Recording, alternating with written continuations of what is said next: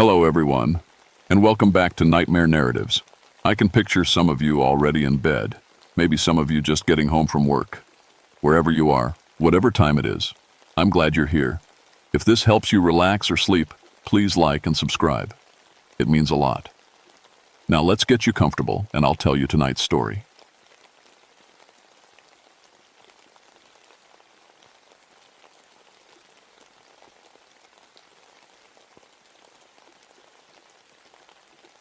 My name is Elena Vasquez, and I've been a ranger for 3 years now. Before that, I was a detective for 19 years in Seattle. I came to Olympic National Park to get away from the city, away from the cases that kept me awake at night. But some things follow you no matter where you go. It was February 1979, and we were having the worst winter anyone could remember. The snow was 15 feet deep in some places, and the wind never stopped howling. I was stationed at Hurricane Ridge, completely cut off from the outside world. The radio had been dead for 2 weeks, and the nearest road was buried under so much snow that even snowplows couldn't get through. I used to be good at my job as a detective, real good. But there was this one case, a little girl named Amy Morrison, only 8 years old. Someone took her from her backyard while her mom was making dinner. I spent 2 years on that case, following every lead, checking every tip. Nothing. The case went cold, and I started drinking. My wife left me. My daughter stopped talking to me. That's when I knew I had to get out of the city. The Park Service was happy to have someone with my background. They said my investigation skills would be useful for search and rescue operations. What they didn't tell me was how quiet the mountains could be, how the silence could make you hear things that weren't there, how the cold could make you see shadows moving in the trees. I was alone at the research station when the call came in. Well, not exactly a call, more like a weak radio signal that broke through the static for about 10 seconds. Dr. Sarah Kim's voice, crackling and distant. "Elena, something's wrong here. The tracks, they don't make sense. Can you hear me?" Then nothing. Static. Silence. The research team had been up at the weather station for 4 days, studying the unusual snow patterns. 6 people. Dr. Sarah, H. Kim, Dr. Michael Torres, Dr. Jennifer Walsh, graduate student Tom Bradley, and 2 research assistants, Lisa Chen and Mark Rodriguez. They were supposed to check in every 12 hours. It had been 72 hours since their last contact. I put on my heaviest coat and grabbed my emergency pack. The wind was so strong I could barely stand up straight. The snow was coming down sideways, stinging my face like tiny needles. I had to use a rope to guide myself between the buildings because I couldn't see more than 5 feet ahead. The research station was only 2 miles away, but it took me 3 hours to get there. The whole time I kept thinking about Amy Morrison, about how her mother had called me every day for 6 months, asking if I'd found anything new, about how I'd eventually stopped taking her calls because I didn't know what to say. When I finally reached the station, something felt wrong immediately. The lights were on, and I could see warm yellow light coming from the windows. But the place was too quiet. No generator noise, no voices, no movement. Just the howling wind and the soft hiss of snow against the roof. I knocked on the door. No answer. I tried the handle. It was unlocked. Inside, the coffee pot was still on, steam rising from a fresh cup sitting on the counter. Someone's jacket was draped over a chair like they'd just taken it off. A half-finished crossword puzzle lay on the table, pencil still in someone's hand, but no people. Nowhere. I called out their names, my voice echoing in the empty station. "Sarah? Michael? Anyone here?" The silence that came back made my skin crawl. It was the kind of silence that felt alive, like something was listening. I started searching the rooms systematically, the way I used to search crime scenes. Everything looked normal, too normal. Beds were made, personal items were exactly where they should be. In Sarah's room, I found her notebook open to today's date. The last entry was written in her neat handwriting. The footprints are getting closer. They walk in perfect circles around the building. Elena needs to know about the eyes. What eyes? What footprints? I grabbed my flashlight and went back outside. The wind had died down a little, and I could see better now. That's when I found them. the tracks in the snow. They were huge, at least 22 inches long and 8 inches wide. But that wasn't the strangest part. The strangest part was how they moved. The tracks formed a perfect circle around the research station, like someone had walked around and around the building. But these weren't human footprints. They were too big, too deep, and the stride was wrong. Too long for a person, even a very tall person. I followed the tracks with my flashlight beam. They led away from the station toward the tree line, but something was wrong with them. In some places, the snow around the prints had a strange blue tint to it, and it wasn't melting. Even though the temperature was well below freezing, the snow everywhere else was starting to melt from the station's heat. But not around these tracks. My radio crackled to life. Sarah's voice came through clearly. "Elena, don't follow the tracks. It can see you when you look at them. It knows you're coming." I grabbed the radio. "Sarah, where are you? Are you okay?" But when I pressed the talk button, I heard something that made my blood freeze. It was my own voice, but I wasn't speaking. "I never should have come here. I'm not strong enough. I couldn't save Amy, and I can't save them." I dropped the radio in the snow. That was impossible. The radio was in my hands. How could my voice be coming through it? I picked it up again, hands shaking. "Sarah, if you can hear me, tell me where you are." This time a different voice answered, a man's voice, but speaking very slowly, like he was having trouble forming words. "She's with us now. We're all together. We're waiting for you, Elena. We know what you did. We know what you didn't do." The voice was Tom Bradley, one of the graduate students, but something was wrong with the way he was talking. Tom was from Texas. He had a thick accent. This voice had no accent at all. It was flat, emotionless, like someone reading from a script. I started walking faster, following the tracks toward the trees. My flashlight beam bounced up and down as I moved, creating dancing shadows in the snow. The tracks were getting fresher. I could tell because the edges were sharper, less worn by the wind. Then I saw something that made me stop dead in my tracks. About 50 feet ahead, sitting peacefully in the snow with his back against a tree, was Dr. Michael Torres.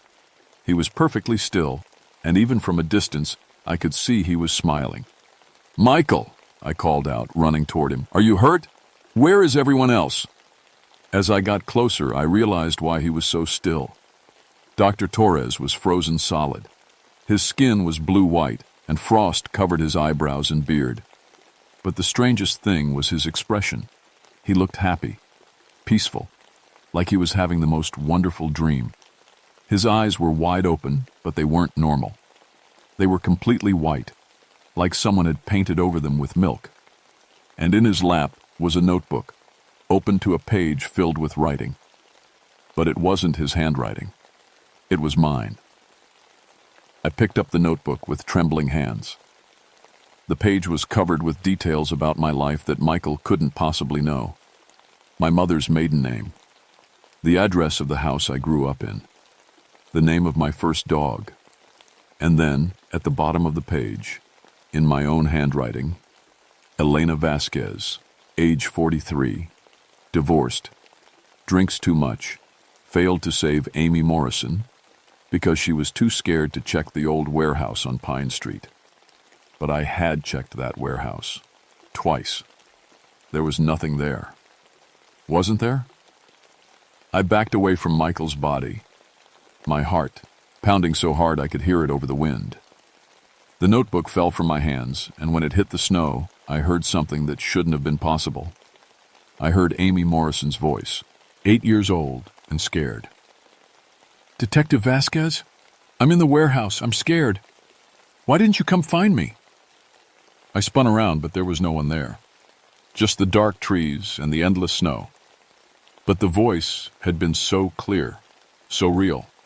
It was exactly how Amy had sounded in the home videos her mother had shown me. The same slight lisp, the same way she pronounced my name. My radio crackled again. This time it was my ex-wife, Maria. "You were never there when we needed you, Elena. Always working, always chasing ghosts. No wonder our daughter won't talk to you." I turned the radio off and threw it in the snow. This was impossible. Maria was in California with our daughter. She couldn't be on this frequency. And besides, the radio had been dead for 2 weeks. The temperature was dropping fast. My breath came out in thick white clouds, and I could feel the cold seeping through my coat. I had to find the others and get back to the station before the storm got worse. But as I started walking deeper into the trees, following the strange tracks, I realized something that made my stomach turn. The tracks weren't just leading into the forest. They were leading in impossible directions. Some of them went straight up the trunks of trees, continuing 20 feet up before disappearing into the branches.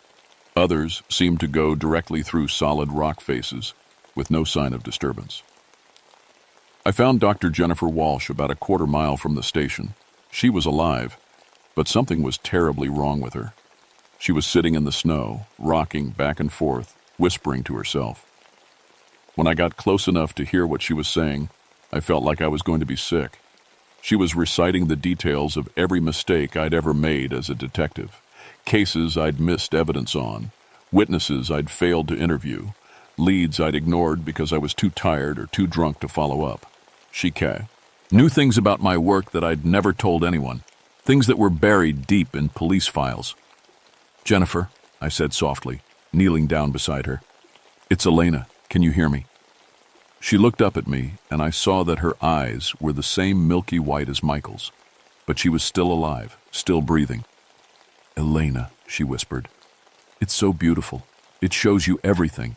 All the things you've done wrong, all the people you've hurt, all the chances you've missed." "What shows you? What are you talking about?" "The one who remembers," she said, smiling that same peaceful smile. "It remembers everything, every thought, every fear, every regret. It feeds on them. It grows stronger." Behind me, I heard footsteps in the snow, slow, deliberate footsteps that were too heavy to be human. I turned around slowly, and for the first time I saw it. The creature was enormous, at least 9 feet tall, covered in white fur that seemed to glow in the moonlight. Its arms were too long, hanging down past its knees, and its hands ended in claws that looked like they could tear through steel. But the most terrifying thing was its eyes. They were completely black, like looking into deep holes in the world. And when I stared into them, I saw things I'd tried to forget. I saw Amy Morrison in the warehouse calling my name. I saw the door I'd been too scared to open because I heard strange noises inside. I saw myself walking away, telling myself I'd come back the next day with backup. I saw the newspaper article a week later. "Missing girl found dead in abandoned warehouse." The creature spoke, but it used my own voice. "You could have saved her. You heard her crying. You knew she was there, but you were afraid." "That's not true," I whispered. But even as I said it, I knew it was. The warehouse had scared me. I'd heard those noises, scratching, whimpering, like someone was trapped inside. But I'd convinced myself it was just rats or stray cats. The creature stepped closer, and I could feel a strange pressure in my head, like someone was rummaging through my thoughts. More memories came flooding back, memories I'd buried so deep I'd almost forgotten them. The time I'd falsified evidence to get a conviction, the witness I'd threatened to get a confession, the bribes I'd taken from small-time criminals. "You're not a good person, Elena," the creature said, still using my voice. "You're broken, guilty. That's why you came here. That's why you're alone." Jennifer was still rocking back and forth, but now she was crying. "It's so heavy," she whispered. "All the guilt, all the shame. I can't carry it anymore." The creature reached out with one massive hand and touched her forehead. Jennifer's crying stopped immediately. Her eyes went completely white, and that peaceful smile spread across her face again. But I could see something else now. Her hair was turning white, starting from the roots and spreading down. "Don't fight it," the creature said to me. "It's easier if you don't fight it. Let me take the pain away." I stumbled backward, my hand going to the gun on my belt. But I knew bullets wouldn't help with something like this. This wasn't a physical threat. It was something else entirely. Something that attacked your mind, your memories, your sense of who you were. As I backed away, I heard more voices in the darkness. Tom Bradley calling out, "Elena, help us! We're trapped in here!" Lisa Chen sobbing, "It won't let us go. It keeps showing us things." Mark Rodriguez screaming, "Make it stop! Please make it stop!"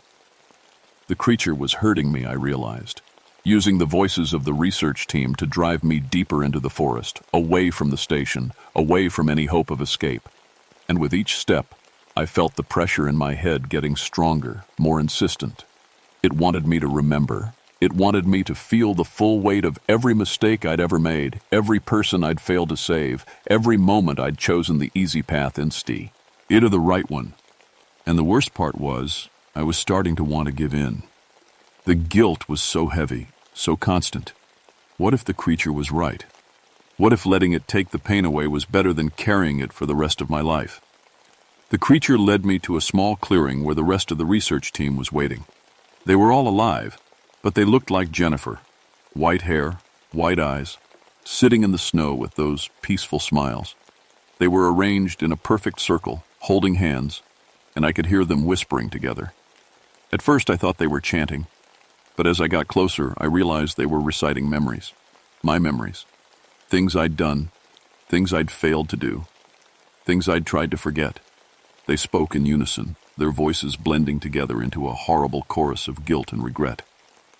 "Amy Morrison was in the warehouse for 3 days," they chanted.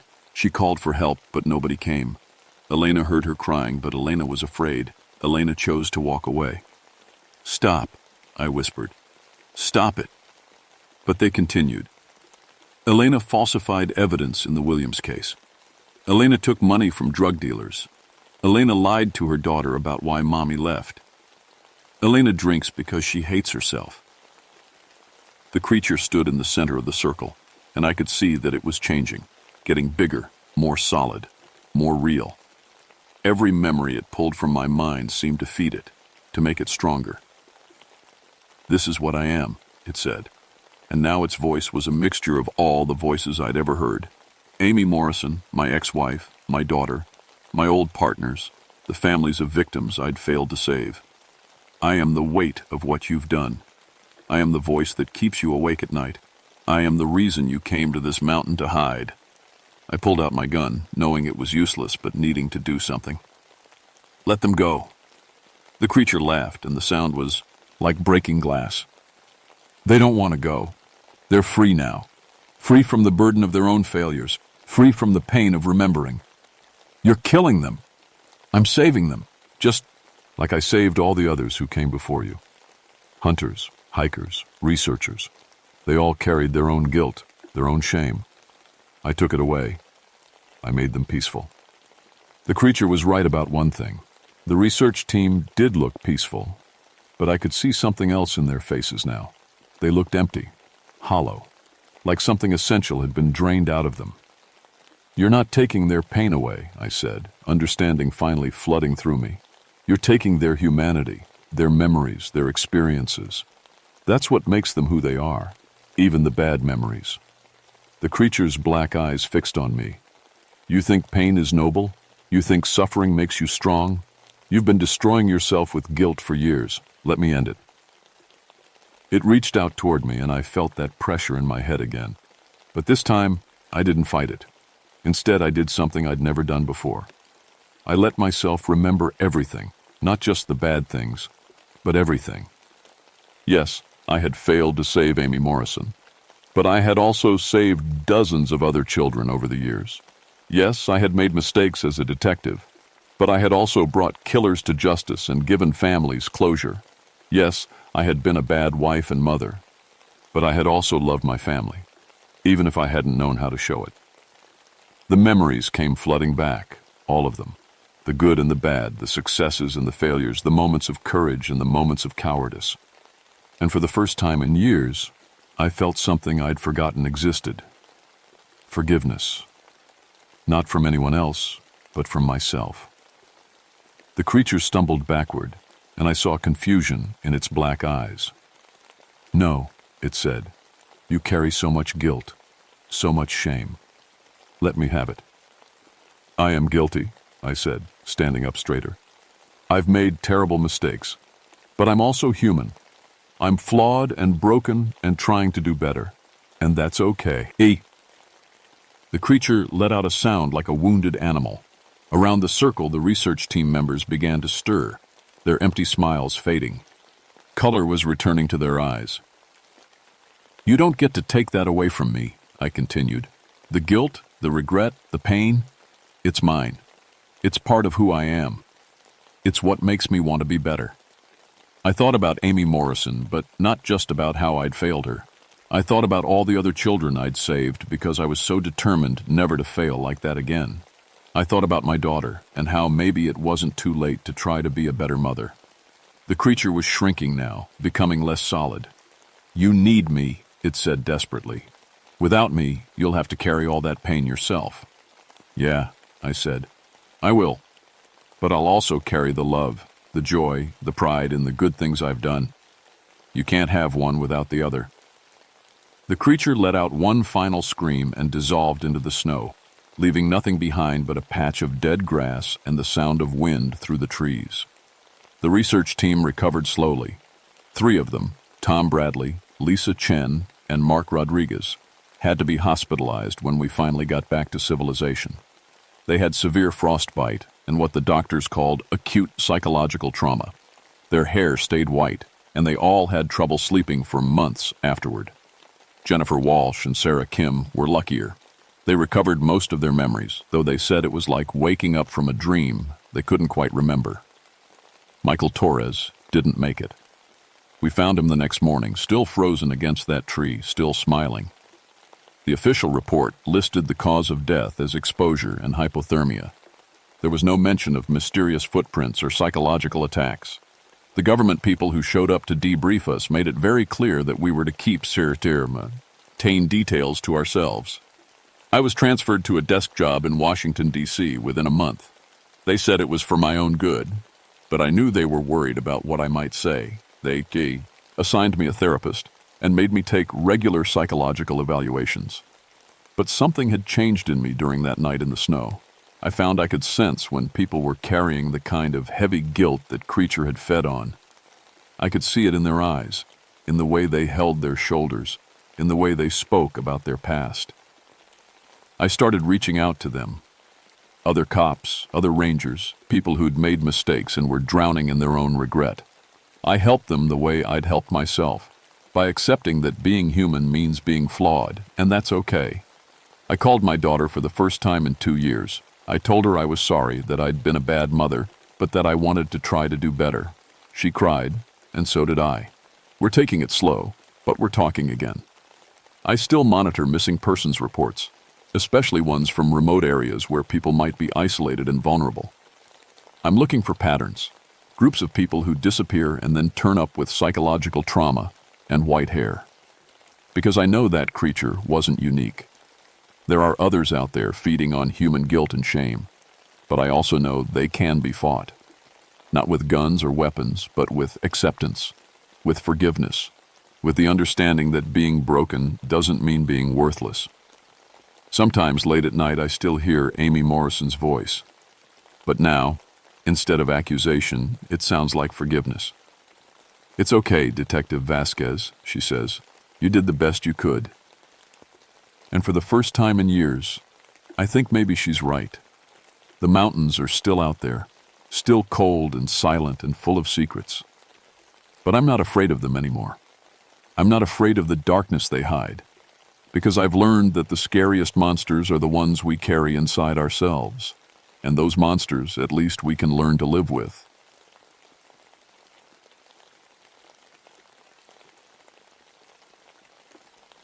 My name is David Clearwater, and I've been a park ranger for 14 years. Before that, I was an Army medic. I've seen things that would make most people sick. Broken bones sticking through skin, burns that cooked flesh black, blood pooling in places blood shouldn't be. But nothing, and I mean nothing, prepared me for what happened at Basswood Lake in November 1984. I'm telling you this because someone needs to know. The official reports say it was just exposure deaths. 5 people died from the cold, they said. Tragic accident. But that's not what happened. What happened was something my great-grandfather warned me about in stories I thought were just old tales meant to scare kids. I'm Ojibwe, and my people have words for things that don't have names in English. Wendigo is one of them. It means the hunger that never stops, the thing that eats and eats but is never full. I never believed those stories until I felt that hunger take hold of my own mind. The Boundary Waters in November is no place for soft people. When the temperature drops to 30 below and the wind cuts through your jacket like a knife, you learn real quick what matters and what doesn't. Food, shelter, fire, that's all that keeps you alive. Everything else is just noise. My wife Rachel always worried about me out there. She's a nurse, so she knows what cold can do to a person. Our two boys, Tommy and Jake, they were 8 and 10 then. They'd wave goodbye from the kitchen window when I headed out for my shifts at the remote stations. Rachel would pack extra food, extra batteries, extra everything. "You never know," she'd say, kissing me goodbye. I was stationed at the Basswood Lake Outpost that week, 40 miles from the nearest town, connected only by an ice road that was already getting sketchy. The lake had frozen early that year. By mid-November, there was already 2 feet of solid ice. Perf, Yak-T for ice fishing, if you were stupid enough to be out there when a cold snap was coming. The radio crackled to life on November 18th, just as I was settling in for the night. It was dispatch, and Jenny's voice sounded tight with worry. "David, we've got a situation at the north end of Basswood. Ice fishing party, 5 men. They're not responding to calls. Families are worried sick." I checked my watch. 8:30 p.m. The sun had been down for hours, and the temperature was dropping fast. The Weather Service had put out blizzard warnings for the next 2 days. "How long have they been out there?" I asked. "Since this morning. They were supposed to check in at 6. Nothing." Ice fishing parties don't just disappear. These weren't city folks. They were locals who knew the lake, knew the ice, knew what they were doing. Or should have. "I'll head out at first light," I said. "David," Jenny's voice dropped. "There's something else. We got a call from Jim Bradley about an hour ago. He said his brother Tom was acting strange. Real strange." Tom Bradley was my partner, stationed at the Moose Lake Outpost 15 miles south. We'd worked together for 3 years. He was solid, dependable, the kind of guy who'd share his last sandwich with you. "Strange how?" "Jim said Tom showed up at his house around dinner time asking for food. Said he was hungry, real hungry. But when Jim offered him a sandwich, Tom just stared at it like it was poison. Then he left without saying a word." I felt a cold spot in my stomach that had nothing to do with the weather. "Did you raise him on the radio?" I tried. No answer. That night, I couldn't sleep. The wind howled around the cabin, and every sound made me think of footsteps on the ice. I kept thinking about Tom's strange behavior, about 5 men who'd vanished without a trace. The aurora was dancing green and white across the sky, with H meant radio communications would be spotty at best. Around 3 a.m. I heard something that made my blood freeze. It was a sound like fingernails on a chalkboard, but deeper, louder. It seemed to come from the ice itself. A scraping, grinding noise that went on for maybe 30 seconds before stopping. I grabbed my flashlight and checked outside. The beam cut through the darkness, showing nothing but snow and ice stretching to the horizon. But there, maybe 50 yards from the cabin, I saw something that didn't belong. Tracks. Not animal tracks. I knew every animal track in these woods. These were long, deep gouges in the snow, like something with claws had been dragging itself across the ice. The tracks led north, toward where the fishing party had last been seen. I followed them with my flashlight beam until they disappeared into the darkness. Whatever made them was heavy, heavier than any animal that lived in these woods, and it was heading in the same direction I'd be going in the morning. Dawn came gray and bitter. The thermometer outside my cabin read -32 degrees. I loaded my snowmobile with emergency supplies, first aid kit, extra fuel, food, blankets, radio equipment. The machine started hard in the cold, coughing black smoke before settling into a steady rumble. I followed the shoreline north, staying close to the tree line where the ice was thickest. The tracks I'd seen in the night were gone, covered by fresh snow that had fallen before dawn. But I could still feel something wrong about the morning. The usual sounds were missing. No birds, no squirrels chattering in the trees. Even the wind seemed to be holding its breath. The fishing spot was about 8 miles from my cabin, in a bay where the lake narrowed between 2 points of land. It was a popular spot because the water stayed shallow there, and the fish liked to gather in the deeper pools just offshore. I saw the camp before I reached it. 3 ice fishing shelters, dark shapes against the white ice. A truck parked on the shore. No smoke from the heating stoves, no mow. Vehement, no sound except the wind. I killed the snowmobile engine and called out, "Hello, Park Service!" Nothing. I walked to the nearest shelter, a plywood box painted bright red. The door was hanging open, banging in the wind. Inside, I found a strange scene. The hole in the ice was still open, kept from freezing by a small heater that was still running. Fishing gear was scattered around like someone had left in a hurry, but there was no sign of the fishermen. The second shelter was the same. Equipment left behind, heater running, hole still open.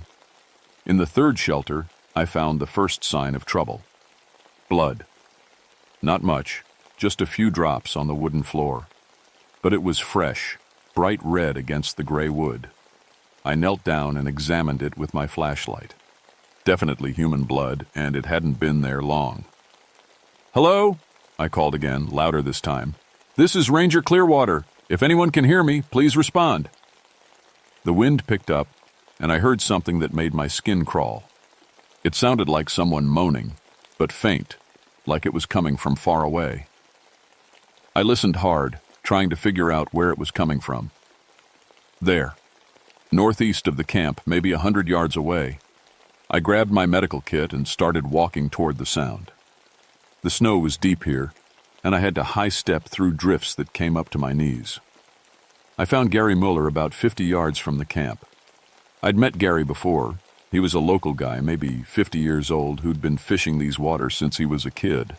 But the thing I found didn't look much like the Gary I remembered. He was sitting in the snow, his back against a fallen log. His eyes were closed, and he was making that moaning sound deep in his throat. His clothes were torn, and there was blood on his hands and face. "Gary!" I called out, running toward him. "Gary, can you hear me?" When he opened his eyes, I stopped dead in my tracks. They were completely black. Not the iris or the pupil. The whole eye, like someone had filled them with ink. "So hungry," he whispered, his voice rough and broken. "So very hungry." I approached slowly, my medical training kicking in. Hypothermia could cause disorientation, hallucinations, strange behavior. Maybe whatever had happened to his eyes was some kind of frostbite injury. "Gary, it's David Clearwater. I'm here to help you. Can you tell me where the others are?" He looked at me then, and I saw something in those black eyes that made my blood run cold. Intelligence, awareness, and something else. A hunger so deep and desperate it felt like a physical thing. "They're feeding," he said. "Down below. In the dark. They're so lucky." "Who's feeding, Gary? Where are the others?" He held up his hands, and I saw what I'd thought was blood on his fingers. It wasn't blood. It was his own flesh. He'd been gnawing on his fingertips, eating his own frozen skin. "You could feed too," he said, his voice suddenly eager. "It helps with the hunger. Not much, but it helps." I reached for my radio, but Gary moved faster than any hypothermia victim should have been able to move. He grabbed my wrist with both hands, and his grip was like ice. "The hunger," he whispered. "Can you feel it? It's starting in you too. I can smell it." And God help me, I could feel it. A gnawing emptiness in my stomach that I hadn't noticed before. When had I last eaten? I'd had coffee that morning, but I couldn't remember eating anything. The hunger hit me like a wave, so intense it made me dizzy. "That's it," Gary said, smiling. His teeth were stained with his own blood. "Let it grow. Let it take you. It's so much easier than fighting."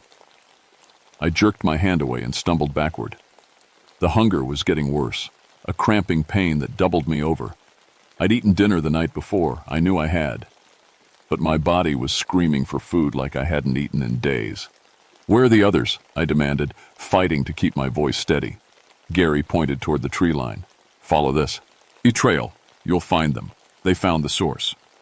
I looked where he was pointing and saw more of those strange tracks in the snow. Not quite human, not quite animal. They led into the woods, toward a rocky outcropping that I'd never noticed before. "Gary, I need you to come with me. I'm going to get you help." He laughed, a sound like breaking glass. "Help? The only help is feeding. And you can't stop it now. It's in you. It's in all of us." He was right about one thing. The hunger was getting worse. My hands were shaking and I could feel sweat beading on my forehead despite the cold. I'd never felt anything like it. I tried to help Gary to his feet, but he fought me, scratching at my hands with his chewed fingernails. "I have to stay here," he said. "I have to wait for them to come back. They promised they'd share." "Share what?" His black eyes fixed on mine. "The meat," he whispered. "The sweet, warm meat." That's when I heard the sound from the woods. A howl, but not like any animal I'd ever heard. It was deep and hollow, like wind blowing through a cave. And underneath it, I heard something else. Laughter. Human laughter.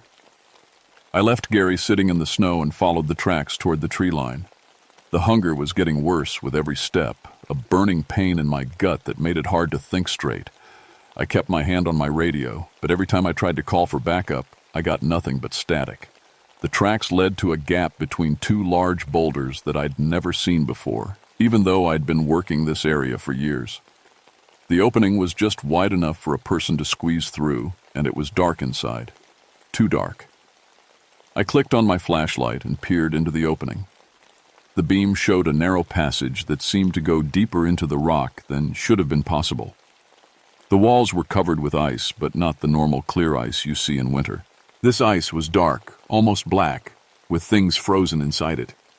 Things that looked like bones. "Hello?" I called into the passage. "This is Park Service. If anyone's in there, please respond." My voice echoed back strangely, like it was coming from much farther away than it should have. And then I heard an answer. "David? David, is that you?" It was Tom Bradley's voice, but something was wrong with it. It sounded hollow, like he was talking through a pipe. "Tom, where are you?" "Down here, partner. Come on down. You've got to see this." I squeezed through the opening and into the passage. The floor was slick with that same dark ice, and I had to move carefully to keep from slipping. The air was colder here than outside, so cold it hurt to breathe. The passage opened into a larger chamber about 30 feet down. My flashlight beam swept across ice-covered walls and a ceiling that disappeared into darkness above. And there, standing in the center of the chamber, was Tom Bradley. At least I thought it was Tom. He was wearing Tom's clothes, had Tom's face, but something was very wrong. His skin was pale, almost blue, and his eyes were the same solid black as Gary's had been. "Tom, thank God," I said, stepping into the chamber. "What happened? Where are the others?" He smiled, and I saw that his teeth were stained dark. "The others are here, David. They're all here, and they're so happy now." That's when I saw them. 4 shapes huddled against the far wall, sitting in a circle. The missing fishermen. But they weren't moving, weren't breathing. They were frozen solid, their eyes black holes in their faces. "Jesus, Tom, what happened to them?" "They fed," he said simply. "They ate, and now they're satisfied. For the first time in their lives, they're truly satisfied." I reached for my radio again, but Tom was suddenly right beside me. I hadn't seen him move, but there he was, his ice-cold hand on my wrist. "Don't," he said softly. "You don't understand yet, but you will. The hunger is growing in you. I can see it. Soon you'll understand everything." He was right. The hunger was getting worse, a clawing desperation that made my hands shake. But it wasn't normal hunger. No amount of food would fix this. I knew that somehow, the way you know things in nightmares. "Tom, we need to get out of here. We need to get help." "Help?" He laughed, the same broken glass sound Gary had made. David, we are the help. We're going to help so many people.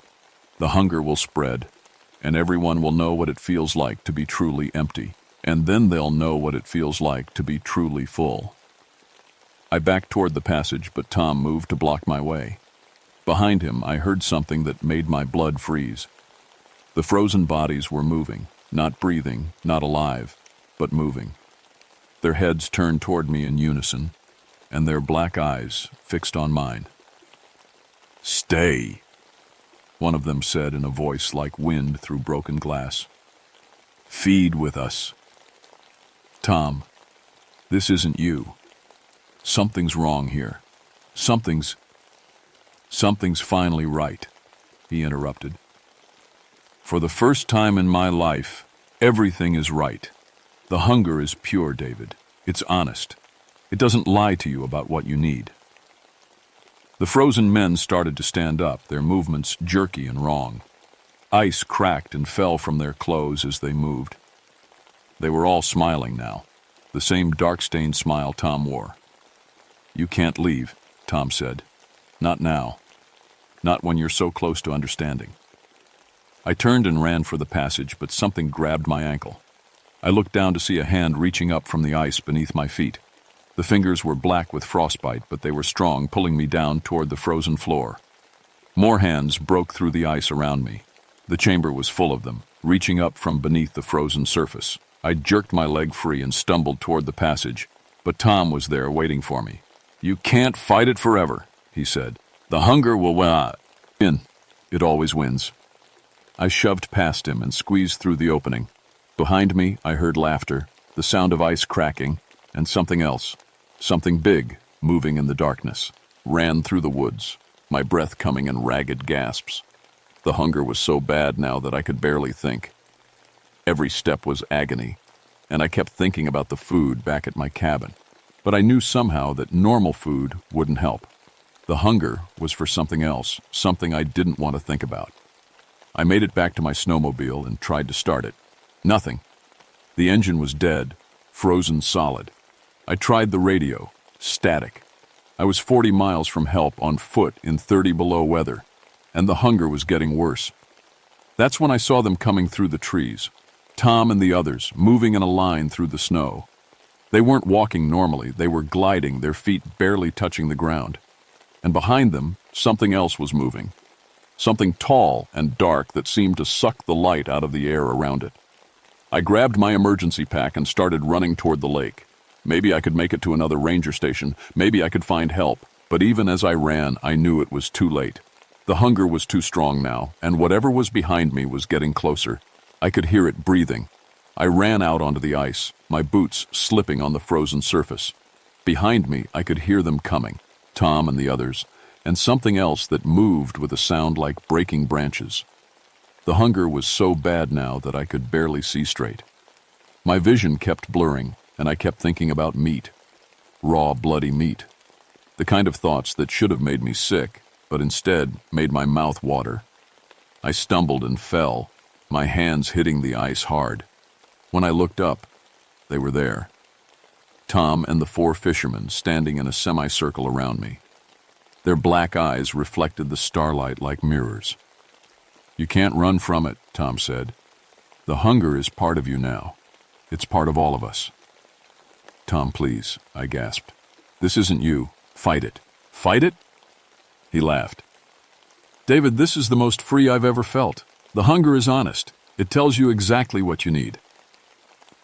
That's when I saw it. The thing behind them. It was 12 feet tall, maybe more. Its body was skeletal, covered in black skin that looked like it had been burned and frozen at the same time. Its arms hung down to its knees, ending in claws that were longer than my fingers. But it was the face that made me scream. Human. Almost human, but stretched and twisted with yellow teeth that were too long and too sharp. And its eyes, not black like the others, but white. Completely white, like snow. "Wendigo," I whispered, and the word felt like ice in my mouth. The thing's head snapped toward me when I said the name. It opened its mouth and let out a sound that was part howl, part scream, The sound hit me like a physical blow, and I felt something break inside my mind. Suddenly, I was somewhere else. I was in my kitchen at home, and Rachel was there, and Tommy and Jake. They were sitting at the table, and they looked so good, so warm and soft and alive. The hunger roared up in me, and I took a step toward them. "Daddy?" Tommy said, his voice small and scared. "Why are you looking at us like that?" I reached out for him, and he screamed. The vision shattered, and I was back on the ice. The Wendigo was right in front of me now, its white eyes staring into mine. When it spoke, its voice was like wind through dead leaves. "You understand now," it said. "You feel what they feel. The hunger that never ends, the need that can never be satisfied, except in one way." "No," I said, but my voice was weak. The hunger was so strong now that I could barely stand. "Yes," it hissed. "You know what you need, what you've always needed. The sweet meat, the warm blood. Take it, feed, be satisfied." I thought about Rachel, about my boys. The hunger made them look so tempting, so perfect. All I had to do was go home and the pain would stop. But then I heard something else. A voice from far away speaking in Ojibwe. My grandfather's voice telling me the old stories. Stories about the Wendigo, about the hunger that drove men to madness. But also stories about how to fight it. Fire, sage, the old prayers. I reached into my emergency pack with shaking hands and pulled out a small bundle of sage I always carried. My grandfather had given it to me when I first became a ranger, told me it would protect me from the spirits that haunted the deep woods. The Wendigo saw what I was doing and let out another scream. "You cannot fight what you are becoming," it said. "The hunger is in you now. It will never leave." I found my lighter and tried to ignite the sage. My hands were shaking so badly I could barely hold it. The flame guttered and died. The Wendigo laughed. "You are mine now," it said. "You and your family. I can smell them on you. I will visit them next." That's when the anger hit me. Not the hunger. Something else. Something clean and bright and human. This thing wanted to hurt my family, my boys. I tried the lighter again, and this time the sage caught fire. The smoke rose up into the cold air, and the Wendigo stumbled backward like I'd hit it. "In the name of my ancestors," I said, in Ojibwe, the words coming back to me from childhood. "In the name of the spirits that protect the living, I banish you back to the darkness." The Wendigo screamed and clawed at the air. Where the smoke touched it, its skin began to steam and bubble. Tom and the others fell to their knees, clutching their heads. But the sage was small, and it was burning fast. I needed more time, more fire. I grabbed the emergency flare from my pack and pulled the trigger. Red fire exploded into the night, and the Wendigo shrieked in pain. "You cannot destroy me," it howled. "I am eternal. I am the hunger that lives in every heart." "Maybe," I said, advancing on it with the flare. "But you're not welcome here." I threw the flare at the creature's feet. Though a red fire spread across the ice, and the Wendigo began to sink into the frozen surface like it was water. Its white eyes fixed on mine one last time. "I will remember you," it said, "and I will return." Then it was gone, pulled down into the ice. Tom and the others collapsed, their eyes returning to normal. The hunger in my own stomach faded to a dull ache, but I knew it would never completely go away. The official report listed 5 deaths from exposure. Gary Mueller and 3 of the fishermen died that night. The cold took them before I could get help. Tom Bradley survived, but he was never the same. He quit the ranger service and moved to Florida, said he couldn't stand the cold anymore. They made me sign papers, told me never to talk about what really happened. The cave where I'd found the bodies was gone when the rescue team arrived. Just solid rock, like it had never been there. The only proof was the strange burns on the ice where the Wendigo had disappeared. I kept working as a ranger, but everything was different now. The hunger never fully left me. It's always there, a small voice in the back of my mind whispering about meat and blood and things I try not to think about.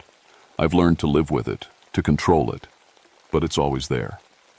Rachel noticed the change in me. I'd catch her watching me sometimes, worry in her eyes. I ate less, slept less, jumped at sounds that weren't there. She thought it was PTSD from my army days, and I let her think that. It was easier than the truth. The boys grew up and moved away. Tommy became a doctor, Jake an engineer. Good careers, safe careers, far from the wilderness where things like the Wendigo still hunt. I made sure of that. I started working with the tribal elders, learning the old ways of protection and purification.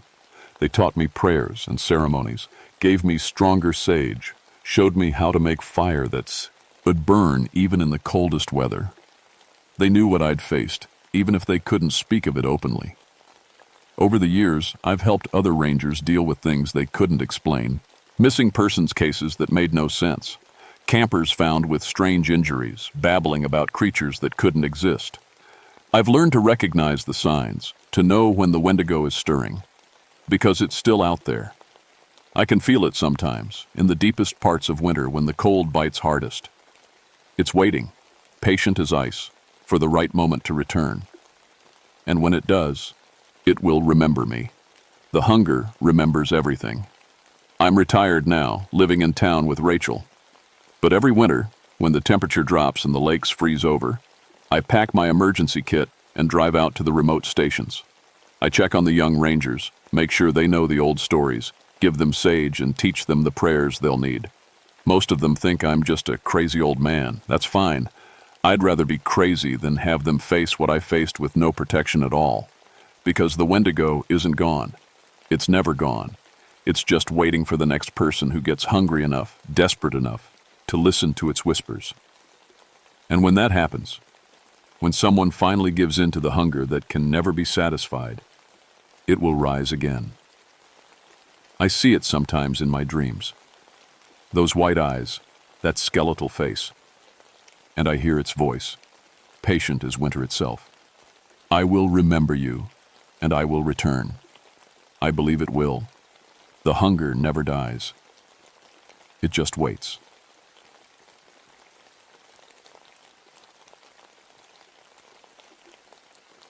My name is Alexandra Stone, but everyone calls me Alex.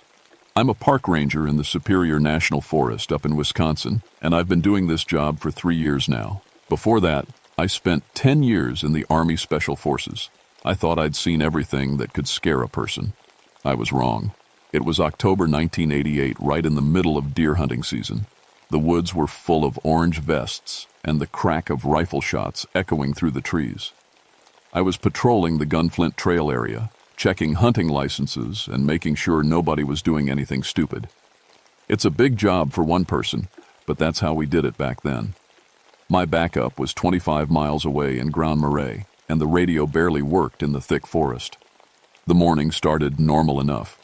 Crisp autumn air, leaves crunching under my boots, and that sharp smell of pine and dying leaves. I love this time of year. The forest feels alive, like it's getting ready for winter's long sleep. But something felt different that morning. The birds were too quiet. Even the squirrels seemed nervous. I had my own reasons for wanting to stay busy. My ex-husband Rick was trying to get custody of my 8-year-old son Danny. The court date was coming up, and Rick's lawyer was painting me as an unfit mother because of my dangerous job. The truth was, Rick drank too much and had a temper, but he was good at hiding it from judges. Danny was everything to me. I couldn't lose him. Around 9 in the morning, I got a call on my radio. Hunters had found something strange about 2 miles north of my position. The voice was shaky, scared. That wasn't unusual during hunting season. City folks got spooked by everything from owl calls to their own shadows. But this guy sounded different. He sounded like he'd seen something real. I hiked through the thick woods following the logging road until I found the hunters. 3 men in their 50s, all wearing bright orange vests. They were standing around looking pale and jumpy. One of them, a big guy named Pete, pointed toward a clearing about 50 yards away. "We found it over there," he said. At first we thought it was just deer bones, but then we looked closer. I walked over to investigate. What I found made my stomach turn. It was a deer kill, but not like any I'd seen before. The animal had been torn apart, but not by a normal predator. The bones were arranged in a pattern. A perfect circle with smaller bones making lines that looked almost like symbols. "Bears don't do this," Pete said, following me. "And wolves don't hunt like this anymore. Haven't for 50 years. I knelt down next to the bones. He was right. This wasn't natural. The cuts were too clean, too precise, and there was something else. Around the circle I could see tracks. Wolf tracks, but bigger than any wolf I'd ever seen. Some of them looked normal, but others looked wrong. Like they started as wolf paws, but changed into something else. I stood up and brushed off my knees. "I'll file a report," I told the hunters. "Probably just some sick person playing games." But I didn't believe that. In my 10 years of military service, I'd learned to trust my instincts. And right now, every instinct I had was screaming that something was very wrong in these woods. The hunters packed up and left, but I stayed behind. I took pictures of the bone circle and the tracks. As I worked, I felt like I was being watched. I kept looking over my shoulder, but I never saw anything except trees and shadows. Still, the feeling wouldn't go away. When I finally headed back to my truck, the sun was starting to set. The woods grew darker and quieter. That's when I heard it for the first time, a sound that would haunt my dreams for years to come. It was a howl, but not like any wolf or dog I'd ever heard.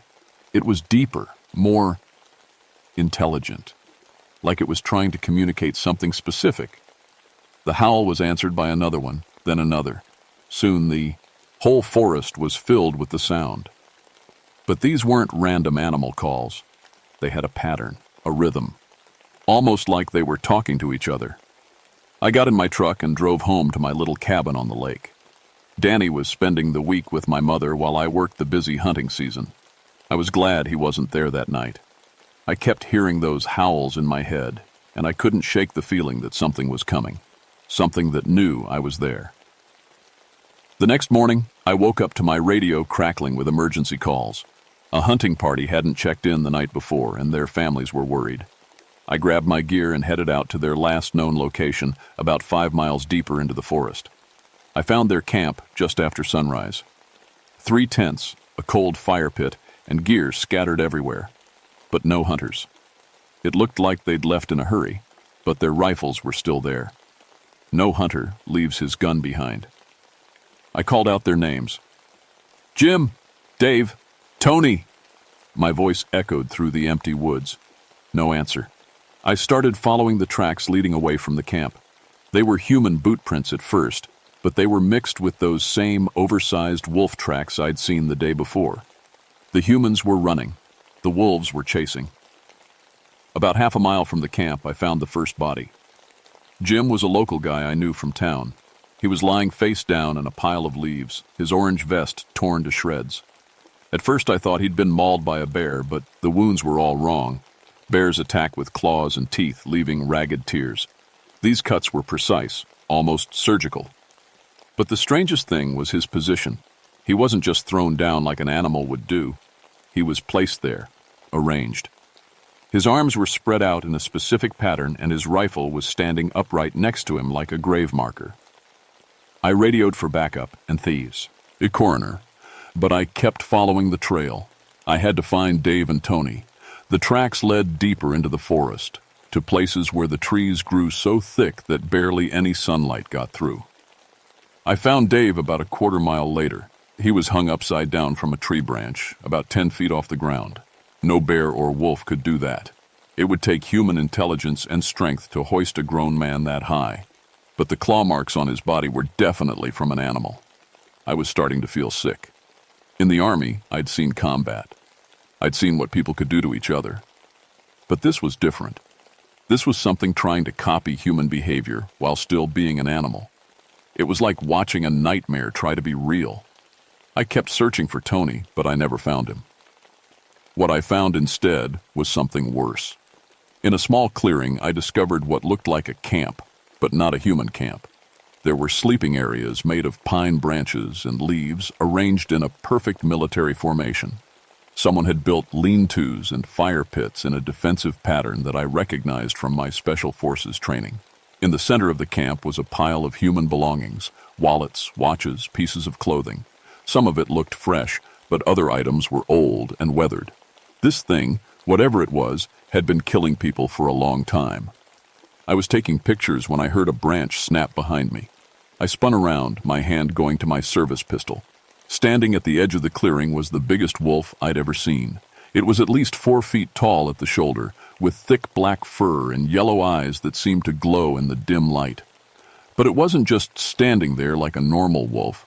It was watching me, studying me, and I could swear it was thinking. We stared at each other for what felt like hours, but was probably only seconds. Then, slowly, the wolf stood up on its hind legs. It rose to its full height, nearly 7 feet tall, and I saw that its front paws had changed. They looked more like hands now, with long fingers ending in sharp claws. I drew my gun, but the thing was already moving. It dropped back to all fours and disappeared into the trees faster than anything that big should be able to move. I fired 2 shots into the woods, but I knew I'd missed. My hands were shaking as I holstered my gun. I'd seen a lot of things in my life, but nothing like this. This was something that shouldn't exist. Something that belonged in old stories and nightmares, not in the real world. I called for backup again, but the radio was just static. I was alone in the woods with something that was smart enough to set traps and strong enough to kill grown men. Something that could walk on 2 legs like a human but move like a wolf. I started hiking back toward my truck, but I wasn't alone. I could hear them following me. Not one, but several. They were moving through the trees parallel to the trail, staying just out of sight.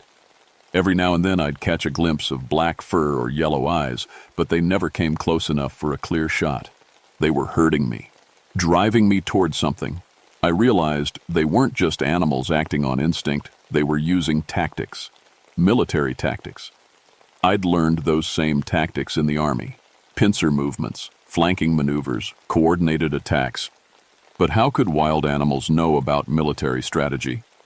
When I finally reached my truck, I was exhausted and scared, but I was also angry. These things had killed people I knew. They were treating human beings like prey, like toys to be played with. I drove back to town and filed my report, but I knew nobody would believe me. Wolves that could stand upright? Animals that used military tactics? It sounded crazy even to me. But I had the pictures, I had the evidence, and I had a feeling this was just the beginning. Over the next 3 days, 6 more hunters went missing. The Forest Service wanted to close the area, but the local sheriff said we needed more evidence. More evidence? We had bodies and witnesses, but apparently that wasn't enough. I started patrolling alone against orders. I knew these woods better than anyone, and I knew something was hunting in them, something that was getting bolder. On the 4th night, I decided to stake out the area where the first attack happened. I found a good spot on a ridge overlooking the valley, where I could see the old logging roads and trails. I had my rifle, my pistol, and a pair of night vision binoculars I'd kept from my army days. Around midnight, I saw them. They moved like shadows through the trees, but there were at least 8 of them. They were traveling in formation, 2 scouts in front, the main group in the middle, and rear guard bringing up the back. Perfect military patrol formation. But they weren't human. Through my binoculars, I could see they were the same wolf creatures I'd encountered before. Big, black, and moving with purpose. They stopped at the edge of a clearing and seemed to be communicating with each other. No sounds that I could hear, but they were definitely coordinating. Then I saw what they were hunting. A family of campers had set up in the clearing below. Parents and 2 teenage kids sleeping peacefully in their tent. They had no idea what was coming for them. I had to do something. I couldn't just watch these things kill innocent people. I started working my way down the ridge, trying to stay quiet. But I was still 200 yards away when the attack started. The creatures moved with deadly precision. 2 of them cut the guy lines of the tent, collapsing it on the sleeping family. The others surrounded the area, cutting off any escape routes. When the family tried to get out, they were driven back by growls and snapping teeth. But they weren't killing them, not yet. They were playing with them, terrorizing them. I reached at the edge of the clearing and took aim with my rifle. The first shot took down one of the creatures, and it fell with a very human-like scream. The others immediately scattered, but they didn't run away. They regrouped and started moving toward my position. I helped the family get to their car while keeping watch for the creatures. The parents were in shock, but the kids were crying and asking questions I couldn't answer. "What were those things?" the boy kept asking. "Were they werewolves?" I didn't know what to tell him. I wasn't sure what they were myself. After the family drove away, I was alone again, but I could feel the creatures watching me from the darkness. They were angry now. I'd interfered with their hunt, and they wanted payback. I made it back to my truck, but barely. They followed me the whole way, sometimes getting close enough that I could smell their wet fur and hear their heavy breathing. They were testing me, seeing how I'd react. When I got home, I found my front door open. My house had been searched, but nothing was taken. Whoever did it was looking for something specific. Or maybe they just wanted me to know they could get to me anytime they wanted. I called my mother to check on Danny. He was fine, but she said he'd been having nightmares about bad wolves for the past few nights. How could he know about that? I hadn't told anyone about what I'd seen. The next morning, I found tracks in my yard. The same oversized wolf prints I'd been seeing in the forest, but these led right up to my bedroom window. Something had been watching me sleep. I was scared, but I was also getting mad. These things were making it personal. They were threatening my son, my home, my life, and I was the only one who seemed to be able to stop them. I spent the day gathering supplies, silver bullets. I'd heard the old stories about werewolves and silver. I melted down some old jewelry and made my own ammunition. I also put together a kit of explosives using supplies from the ranger station. If these things wanted a war, I'd give them one. That night, I didn't wait for them to find me. I went looking for them. I found their main camp in a deep valley about 10 miles from town. It was bigger than I'd expected. Maybe 20 creatures living in a complex of shelters and fire pits. They'd built it like a military base with defensive positions and clear fields of fire. But the strangest thing was that some of them were wearing clothes. Military uniforms, torn and dirty but still recognizable. One of them was wearing dog tags. I realized these weren't just animals. They were people. Or they used to be people. Soldiers, maybe, who'd been changed into something else. But how? And why? I was trying to figure out what to do when I heard a voice behind me. A human voice, speaking perfect English with a military accent. "You're quite the tactician, Sergeant Stone. I'm impressed." I turned around slowly. Standing behind me was the biggest of the creatures, but he was different from the others.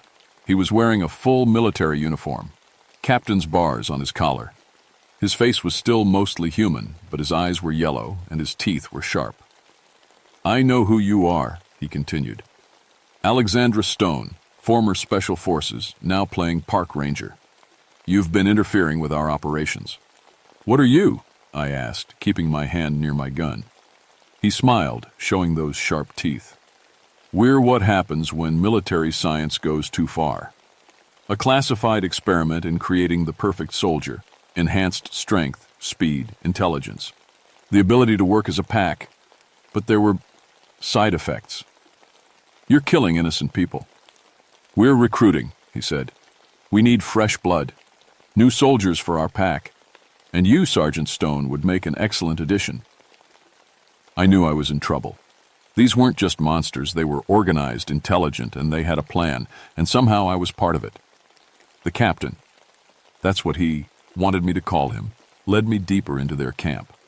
I went along with it because I needed to understand what I was dealing with, but I kept my hand on my gun, loaded with those silver bullets.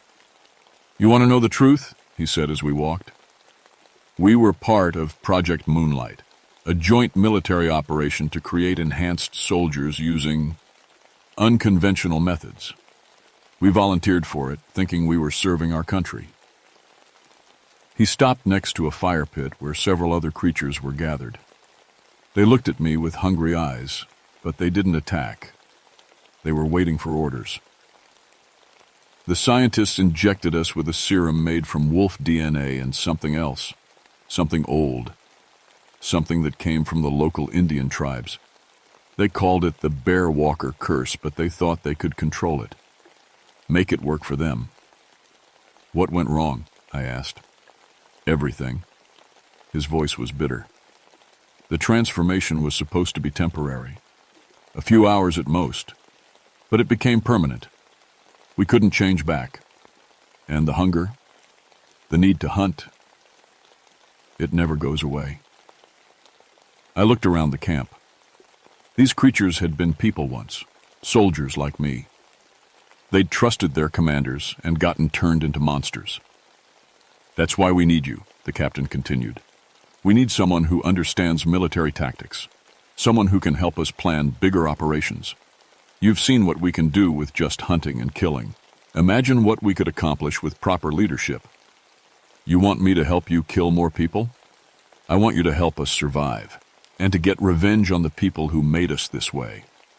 He gestured to one of the other creatures who brought over a metal case. Inside was a syringe filled with dark liquid. One injection, the captain said. You'll keep your human intelligence, but you'll gain our strength and abilities. You'll be able to protect your son from anyone who tries to hurt him, including your ex-husband. For a moment, I was tempted. The thought of being strong enough to protect Danny from Rick, from anyone who wanted to hurt him, it was appealing. But I knew it was wrong. These things weren't protecting anything. They were killers. No, I said firmly. I won't become a monster. The captain's expression hardened. Then you're of no use to us, but you know too much to be allowed to leave. He howled, a sound that was part human scream and part wolf cry. The other creatures began to circle me, their eyes glowing in the firelight. I could see their muscles tensing, getting ready to attack. I drew my gun and fired. The silver bullet caught the captain in the chest, and he howled in pain. But he didn't go down. He was hurt, but still coming for me. I ran. I had no choice. There were too many of them, and I only had 6 bullets left. I crashed through the underbrush, following a stream that I knew led back toward the main road. Behind me, I could hear them following. They were faster than me, but they were being careful. They'd learned to respect my gun. I reached a small waterfall where the stream dropped down a rocky cliff. I could climb down, but it would be slow and dangerous. If they caught me on the rocks, I'd be helpless. I had an idea. I pulled out the explosives I'd prepared earlier, 3 homemade bombs with timer fuses. I set them around the top of the waterfall and started the timers. 30 seconds. Then I jumped. The water was freezing cold and deeper than I'd expected. I went under and came up sputtering, but I was alive. Above me, the creatures were howling with rage. They'd lost my scent at the water.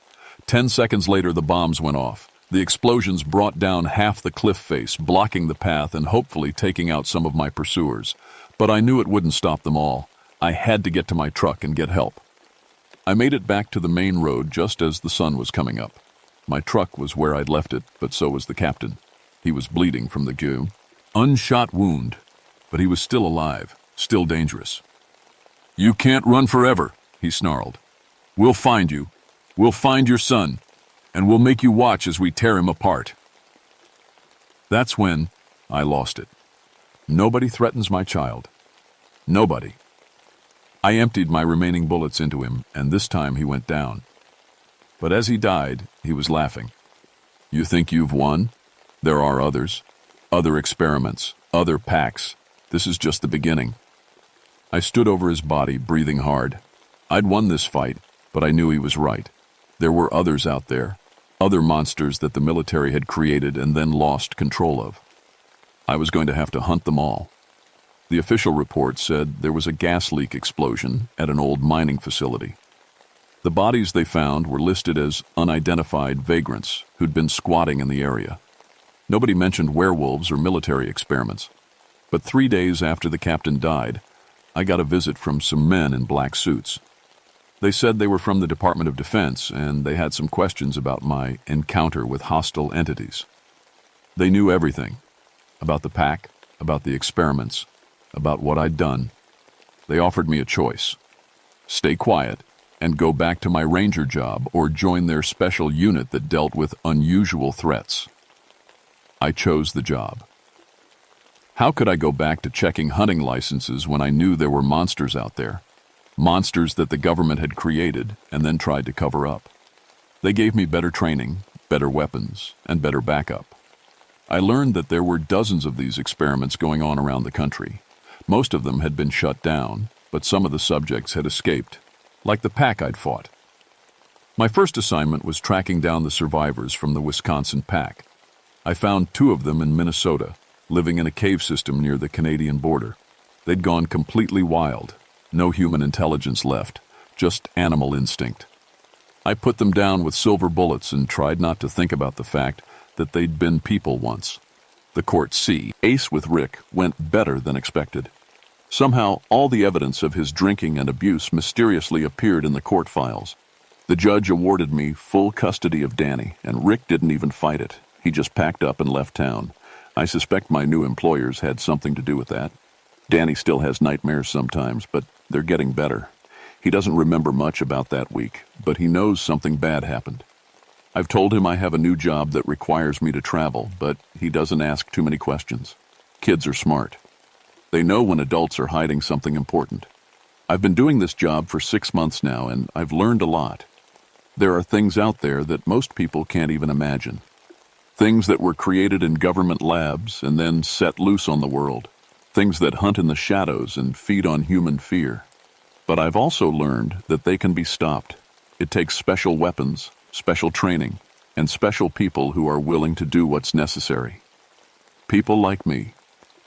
The captain was right about one thing. This was just the beginning. There are more packs out there, more experiments, more monsters. And I'm going to find them all. Some nights, when I'm alone in the forest, tracking something that shouldn't exist, I wonder if I'm becoming a monster myself. The job changes you. It has to. You can't hunt monsters without becoming a little bit like them. But then I think about Danny, and about all the innocent people who don't know what's out there. They deserve to be protected. They deserve to sleep safely in their beds without worrying about things that go bump in the night. So I keep hunting, I keep fighting, and I keep the monsters in the shadows where they belong, because somebody has to. And that somebody is me.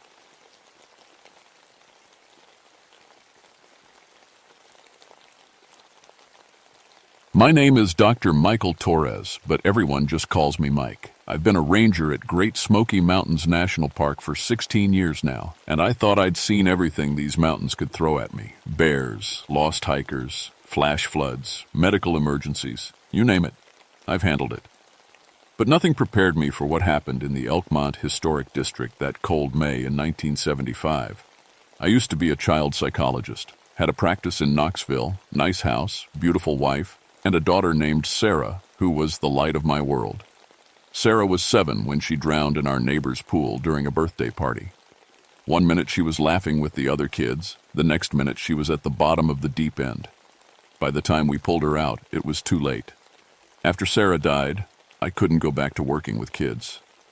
Every child I saw reminded me of her laugh, her smile, the way she'd run to me when I got home from work. My wife left me a year later. Said I'd become a ghost myself. She wasn't wrong.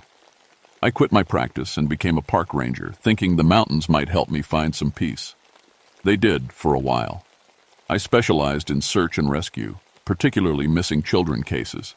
Maybe it was my way of trying to save all the kids I couldn't save, starting with my own daughter. I was good at it, too.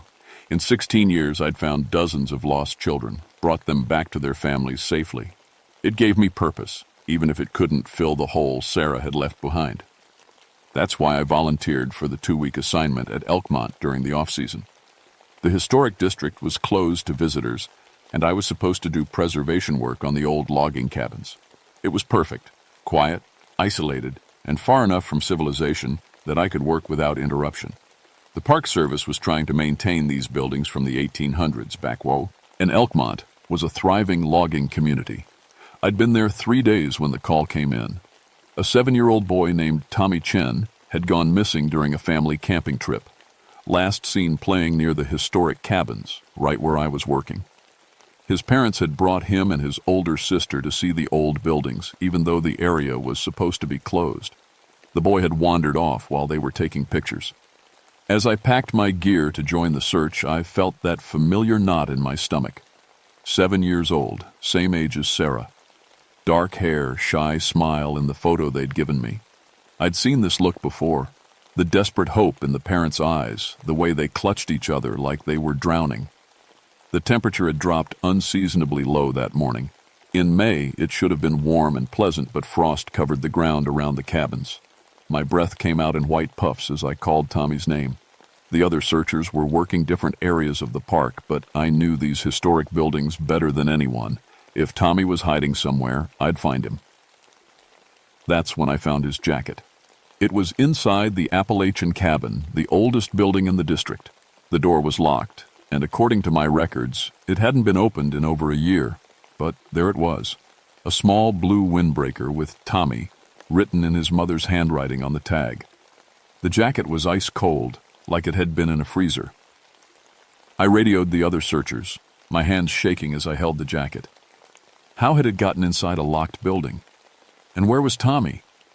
I spent the next hour going through every inch of the Appalachian Cabin, looking for any sign of how Tommy or his jacket had gotten inside. The building was solid.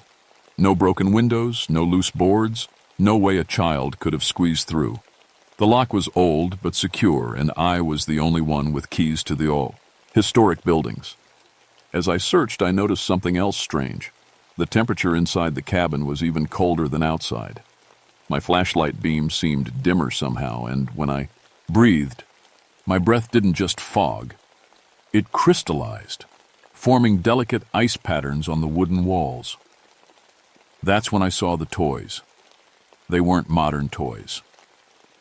In the corner of the main room sat a small wooden horse, hand-carved and painted with simple, faded colors. Next to it was a cornhusk doll wearing a tiny dress made from rough cloth. These weren't Tommy's toys. They looked like they belonged in a museum, or in this cabin, about 150 years ago. I picked up the wooden horse, and it was warm. Not just room temperature, actually warm, like someone had been holding it moments before. The paint was worn smooth in places, the way toys get when children play with them over and over. "Hello?" I called out. "Tommy? Are you here?" No answer, but I heard something else. Footsteps. Small ones, like a child walking across the wooden floor above me. I looked up at the ceiling, following the sound as it moved from one end of the building to the other. I climbed the narrow stairs to the second floor, my service weapon drawn. The floorboards creaked under my weight, but the footsteps I'd heard were lighter, softer. The upstairs room was empty except for dust and shadows. But in the dust, I saw them, small footprints, bare feet, child-sized, leading from the stairs to the far window. I followed them, my heart pounding. The prints were perfectly clear, as if someone had just walked through moments before. The footprints stopped at the window. I looked out and saw more prints in the frost-covered ground outside. But that was impossible. The window was 20 feet off the ground, and it was locked from the inside. I was starting to feel dizzy, like the air was too thin. My watch had stopped at 11:47, though I was sure it had been working when I entered the cabin. How long had I been in there? I headed back downstairs, but the wooden horse was gone. So was the doll. In their place, scrackles. Heat into the dust on the floor were letters. H-E-L-P. My radio crackled. "Torres, this is Base. Any sign of the boy?" I stared at the word in the dust, my mouth dry. "Negative. Still searching." "Copy that. Weather's getting worse. Temperature dropping fast." I looked around the cabin one more time. The cold was getting stronger, and I could see my breath even more clearly now. Frost was forming on the windows, creating intricate patterns that looked almost like faces. As I headed for the door, I heard something that made my blood freeze. A child's voice, faint but clear, calling out from somewhere in the cabin. "Daddy! Daddy! Help me!" It sounded like Sarah. I spun around, my heart hammering. "Sarah? Baby, where are you?" But the voice was gone, replaced by the sound of wind through the trees outside. I was alone in the cabin, clutching Tommy's jacket, my hands shaking so badly I could barely hold my radio. I got out of that cabin fast, but the cold followed me.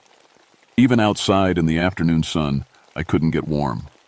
And I kept hearing that voice, Sarah's voice, calling for help somewhere in the distance. I had to find Tommy. But something told me I wasn't just looking for a lost boy anymore. I was looking for something else entirely. Something that had been waiting in these mountains for a very long time.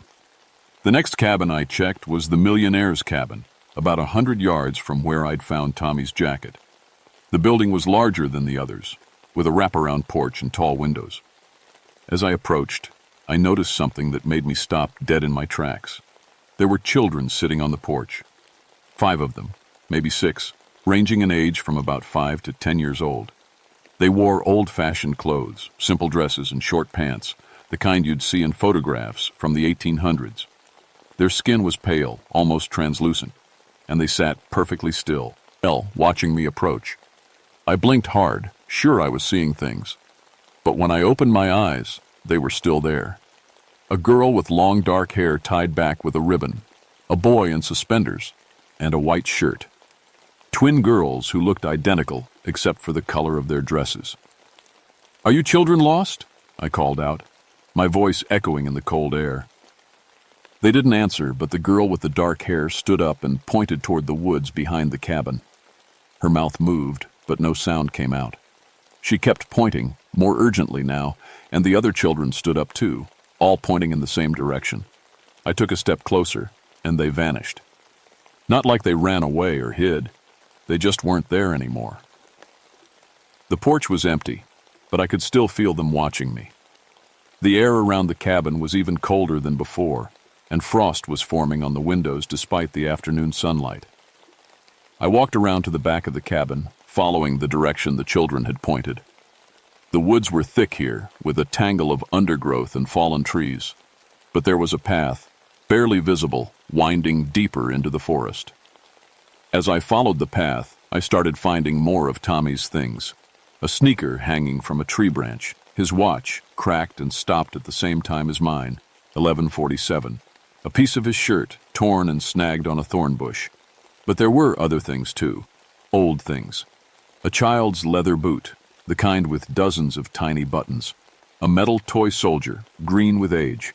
A small brass locket on a chain, engraved with the initials M.E. I picked up the locket and opened it. Inside was a tiny photograph of a young girl, maybe 8 years old, with serious eyes and a solemn expression. She was wearing the same dress I'd seen on one of the children on the porch. "Mary Elizabeth," I whispered, reading the inscription on the back of the photo. "Born 1847, died 1859. A sound made me look up. The children were back, standing in a semicircle around me. They were clearer now, more solid, and I could see the sadness in their eyes. The girl with the dark hat, our Mary Elizabeth, stepped forward and touched my hand. Her fingers were ice cold, but I could feel them.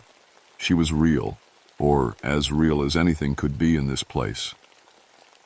"Help him," she whispered, her voice like wind through dry leaves. "Please, help him." "Help who?"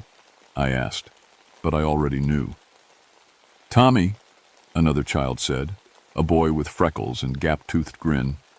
"He's where we were. Where we died."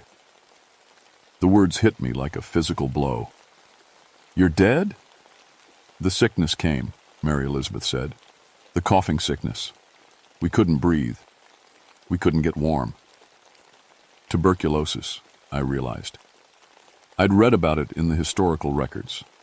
In 1859, there had been an outbreak in the logging camp. 31 children had died that winter. "We tried to warn the others," the freckled boy said, "but they can't see us like you can. They walk right past us." "Tommy fell," Mary Elizabeth said. "In the old mine. He's hurt, and he's cold. So cold." The old mine. I'd heard about it, but never found it. It had been abandoned when the logging operations shut down, sealed up and forgotten. But Tommy had found it somehow, or it had found him.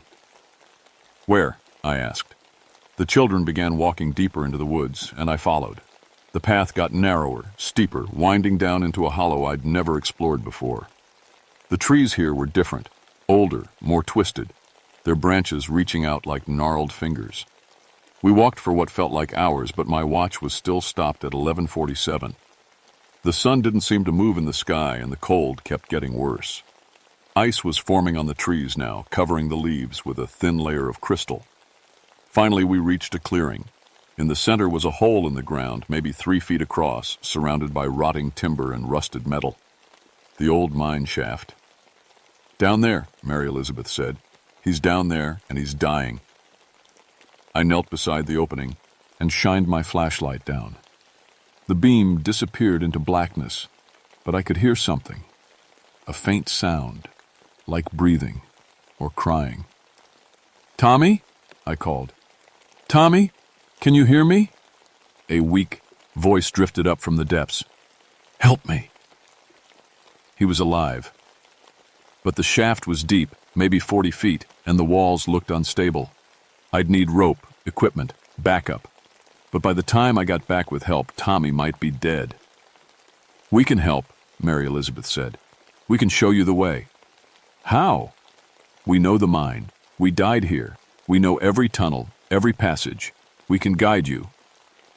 I looked at the ghost children standing around me, their faces pale but determined. They were offering to help me save Tommy even though they couldn't save themselves. "Why?" I asked. "Why do you want to help him?" "Because we know what it's like," the freckled boy said. "To be scared and alone and cold. We don't want him to feel that way." Mary Elizabeth nodded. "We've been waiting so long for someone who could see us, someone who could help." I thought about Sarah, about how I'd failed to save her, about all the children I'd found over the years, brought back to their families, about the ones I hadn't found in time. "Okay," I said, "show me."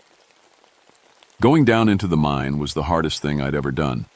The shaft was narrow, with handholds carved into the rock, but many of them had crumbled away over the years. I had to wedge my back against one wall and my feet against the other, inching my way down into the darkness. The ghost children floated beside me, their pale forms providing the only light. Mary Elizabeth stayed close, her cold hand sometimes touching my shoulder when I started to slip. "Not much farther," she whispered. "He's in the big chamber." The shaft opened into a wider tunnel, and I could finally stand up. The air was thick and stale, and I could hear water dripping somewhere in the distance. My flashlight beam showed rough walls and a floor covered with loose rocks and debris. "This way," the freckled boy said, pointing down a passage to my left. We walked through the tunnel, and I began to understand what had happened here. This wasn't just a mine. It was where the ghost children had come to hide when they got sick. Scratched into the walls were names, dates, messages. Johnny was here 1859. Mary loves Papa. I want to go home. We came here when the sickness got bad, Mary Elizabeth explained. The grown-ups were scared of catching it. They wouldn't let us come home, so we came here, where it was cool and quiet. "And you died here," I said. "One by one. Johnny first, then little Susan, then the twins. I was the last one. I tried to take care of the others, but I was sick too." The tunnel opened into a large chamber, and that's where I found Tommy. He was lying on a pile of old timbers, unconscious but breathing. His skin was pale and cold, and his lips were blue. Hypothermia. But he wasn't alone. Standing around him were more ghost children, dozens of them, all the kids who had died in the tuberculosis outbreak. They were watching over Tommy, trying to keep him warm with their own spirit energy. "We've been taking turns," Mary Elizabeth said, "sharing what warmth we have left. But it's not enough. He's dying." I knelt beside Tommy and checked his pulse. It was weak but steady. He was alive, but barely. I had to get him out of here fast. "Can you carry him?" Mary Elizabeth asked. I looked at the unconscious boy, then at the narrow tunnel we'd used to get here. "I don't know. The passage is too narrow, and he's dead weight." "There's another way," the freckled boy said. "An old exit tunnel, but it's dangerous. The roof has collapsed in places." "Show me." The ghost children led me to the back of the chamber, where a low tunnel disappeared into darkness. I could feel air moving through it, fresh air, which meant it led to the surface. I picked up Tommy, surprised by how light he was. The boy was thin, and the cold had made his body rigid. I cradled him against my chest, trying to share my body heat. Follow the lights, Mary Elizabeth said. We'll guide you. The tunnel was like a nightmare. Sometimes I had to crawl, on my hands and knees, dragging Tommy behind me. Other times the ceiling was so low I had to wriggle forward on my belly, pushing the boy ahead of me. But the ghost children were there every step of the way, their pale forms glowing in the darkness, showing me which passages were safe and which ones would collapse. When I got tired, they would whisper encouragement. When I got scared, they would remind me why I was doing this. You're saving him, Mary Elizabeth said as I struggled through a particularly narrow section. You're doing what no one could do for us. I'm trying, I gasped, my muscles burning from the effort. We know, the freckled boy said. We can feel it. Your love for children, your need to help them. It's why you can see us. We were getting close to the surface now. I could see actual daylight filtering down through cracks in the rock, but the tunnel was getting more unstable, and I could hear ominous creaking sounds above us. Hurry, Mary Elizabeth urged. The whole thing is about to come down. I gathered my strength and pushed forward, carrying Tommy as fast as I could. Behind us I could hear the tunnel collapsing, rocks and timber crashing down. The ghost children were using their energy to hold it back, giving me time to escape. Go! Mary Elizabeth shouted. We'll hold it as long as we can. I burst out of the tunnel just as the whole thing collapsed behind me. We were in a small clearing about half a mile from the historic district. Tommy was still unconscious, but his breathing was stronger now that we were in fresh air. I radioed for a medical helicopter and started first aid, warming his body slowly, checking for injuries, monitoring his vital signs. Everything I'd learned in my ranger training, everything I'd learned from losing Sarah, all of it came together in those crucial minutes. Tommy opened his eyes just as the helicopter arrived, carrying it around like a stone. These days I give talks at ranger training seminars about search and rescue techniques. I tell them about the importance of patience, of listening to the forest, of following every lead no matter how strange it seems. I don't mention the ghost children, but I hope some of the young rangers will develop the sensitivity to see them if they need to, because they're out there, waiting. In every place where children have suffered, where they've died alone and afraid, their spirits linger, not to haunt the living, but to protect them, to make sure no other child has to go through what they went through. You just have to know how to see them. Last month I got a call from a ranger in Yellowstone. A 6-year-old girl had gone missing near the Old Faithful area. The search teams had been looking for 2 days with no luck, and they'd heard about my success rate with missing children. I'm too old for that kind of field work now, but I gave them some advice. I told them to look for the signs, the temperature drops, the toys that appear in impossible places, the sense of being watched by caring eyes. I told them to trust their instincts, even when those instincts led them somewhere that didn't make logical sense. 3 hours later, they found the girl. She was in an old maintenance tunnel that had been sealed for decades, but she was alive and mostly unharmed. She told the rescuers that the nice lady in the old dress had kept her warm and shown her where to find water. The ranger who called me said there was no way the girl could have gotten into that tunnel on her own. The entrance was blocked by a boulder that would have taken 3 men to move. But somehow she'd gotten in, survived for 2 days, and made it out again. I just smiled and told him these things happen sometimes in places where people care deeply about children. He didn't understand. But maybe someday he will. The ghost children are still out there, still watching, still protecting. And as long as there are children who need saving, they always will be. My name is Dr. Michael Torres, and I've seen the other side of death. It's not empty and it's not cold. It's full of love and hope and the unbreakable bond between adults and the children they couldn't save in life. Sometimes, if you're very lucky, you get a second chance to save them. Sometimes they help you save yourself.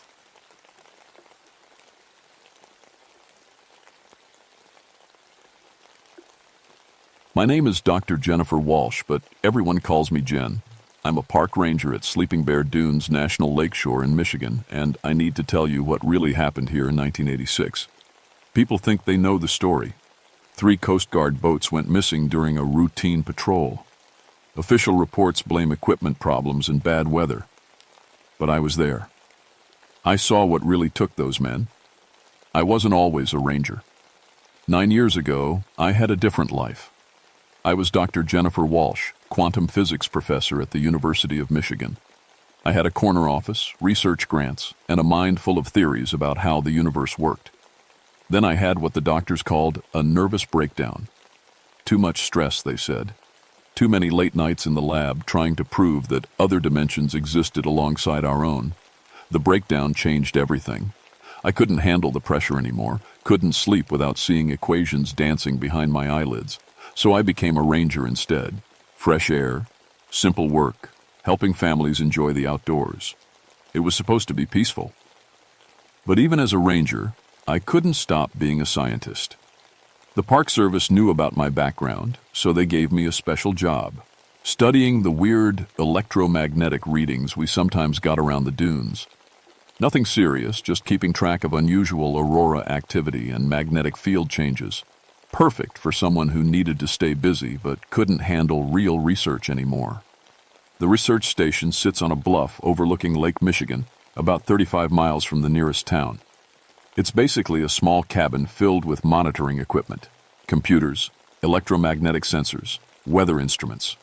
Most days, I recorded normal readings and filed boring reports. The solitude helped me heal. But October 12, 1986 wasn't a normal day. I woke up that morning to find my equipment going crazy. The electromagnetic sensors were picking up readings I'd never seen before. Massive distortions in the local magnetic field. The Aurora Activity Monitor showed impossible spikes, as if the northern lights were somehow reaching down to Michigan. Outside, the morning felt wrong. The air was too still, too heavy. The lake stretched out like a mirror, not a single wave disturbing its surface. Even the seagulls were quiet. After 9 years of working outdoors, you learn to read nature's moods. Something was building. I called my assistant, Tommy Rodriguez, a college kid who helped me maintain the equipment. He was supposed to come in at 8, but by 9:30, he still hadn't shown up. Tommy was never late. The kid was more punctual than an atomic clock. The Coast Guard patrol was scheduled for 10 a.m. I could see their boats from my station, 3 gray vessels moving in formation about a mile offshore. They did this route twice a week, checking for smugglers and making sure fishing boats followed the rules. Routine stuff. I was adjusting the sensors when I noticed the aurora readings spike again. This time, the numbers were so high they didn't make sense. Aurora activity this far south was rare, but the instruments were showing levels that should have lit up the entire sky. But the sky was clear, perfectly, impossibly clear. That's when I saw the Coast Guard boats stop moving. Through my binoculars, I could see them just sitting there on the water, engines running but going nowhere. No radio chatter, no movement on deck, just 3 boats floating like toys in a bathtub. I tried calling them on the radio, static. I tried the emergency frequency, more static. Even my cell phone, one of those big brick things, couldn't get a signal. The electromagnetic readings climbed higher. My coffee mug started vibrating on the desk. The fluorescent lights flickered, and just like that, the boats were gone. Not sunk, not moved. Gone. Like someone had erased them from the world. I stared through the binoculars at empty water, my hands shaking. This wasn't possible. Things don't just disappear. There had to be an explanation. Fog, equipment failure, anything but what I was seeing. But I was a scientist, even if I was a broken one. I knew what I'd observed.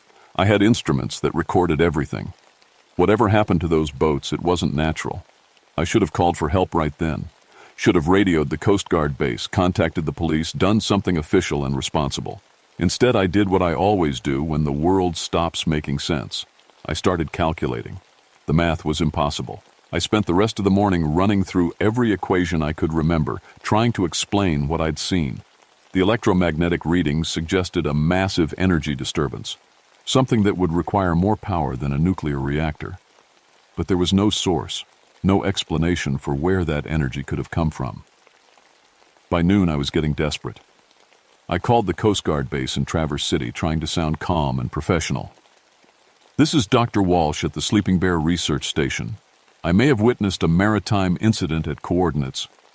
Dr. Walsh, we show all patrols returned safely this morning, the dispatcher said. Are you sure about those coordinates? I'm looking at the water right now. The boats were here. Then they weren't. Ma'am, I'm going to transfer you to our search and rescue coordinator. But the line went dead. Not disconnected. Dead. No dial tone, no static. Just silence. I tried calling again. The phone was completely dead, even though it had been working minutes earlier. The electromagnetic interference was getting worse. That's when Tommy finally showed up. I heard his truck pull into the parking area behind the station. The engine sound was wrong, sputtering and missing, like it was running on bad gas. Tommy was a gearhead who kept his truck in perfect condition. He'd never drive something that sounded like that. Tommy, I called out as he walked up the path. Where have you been? The readings today are completely... I stopped talking when I saw his face. Tommy looked like he'd aged 10 years overnight. His skin was gray, his eyes sunken and dark. He moved slowly, like every step hurt. But the worst part was his expression. Blank, empty, like he was sleepwalking. Hey, Dr. Walsh, he said in a flat voice. Sorry I'm late. Had some car trouble. Tommy, are you okay? You look sick. He stared at me for a long moment, like he was trying to remember who I was. Then he smiled, but it didn't reach his eyes. I'm fine. Just tired. What do you need me to do? I wanted to send him home, but I needed help figuring out what had happened to the Coast Guard boats. The electromagnetic sensors are showing massive readings. I need you to check the backup instruments while I... Sure thing. He walked past me into the station, moving with that same slow, careful gait. I followed him inside and immediately knew something was wrong.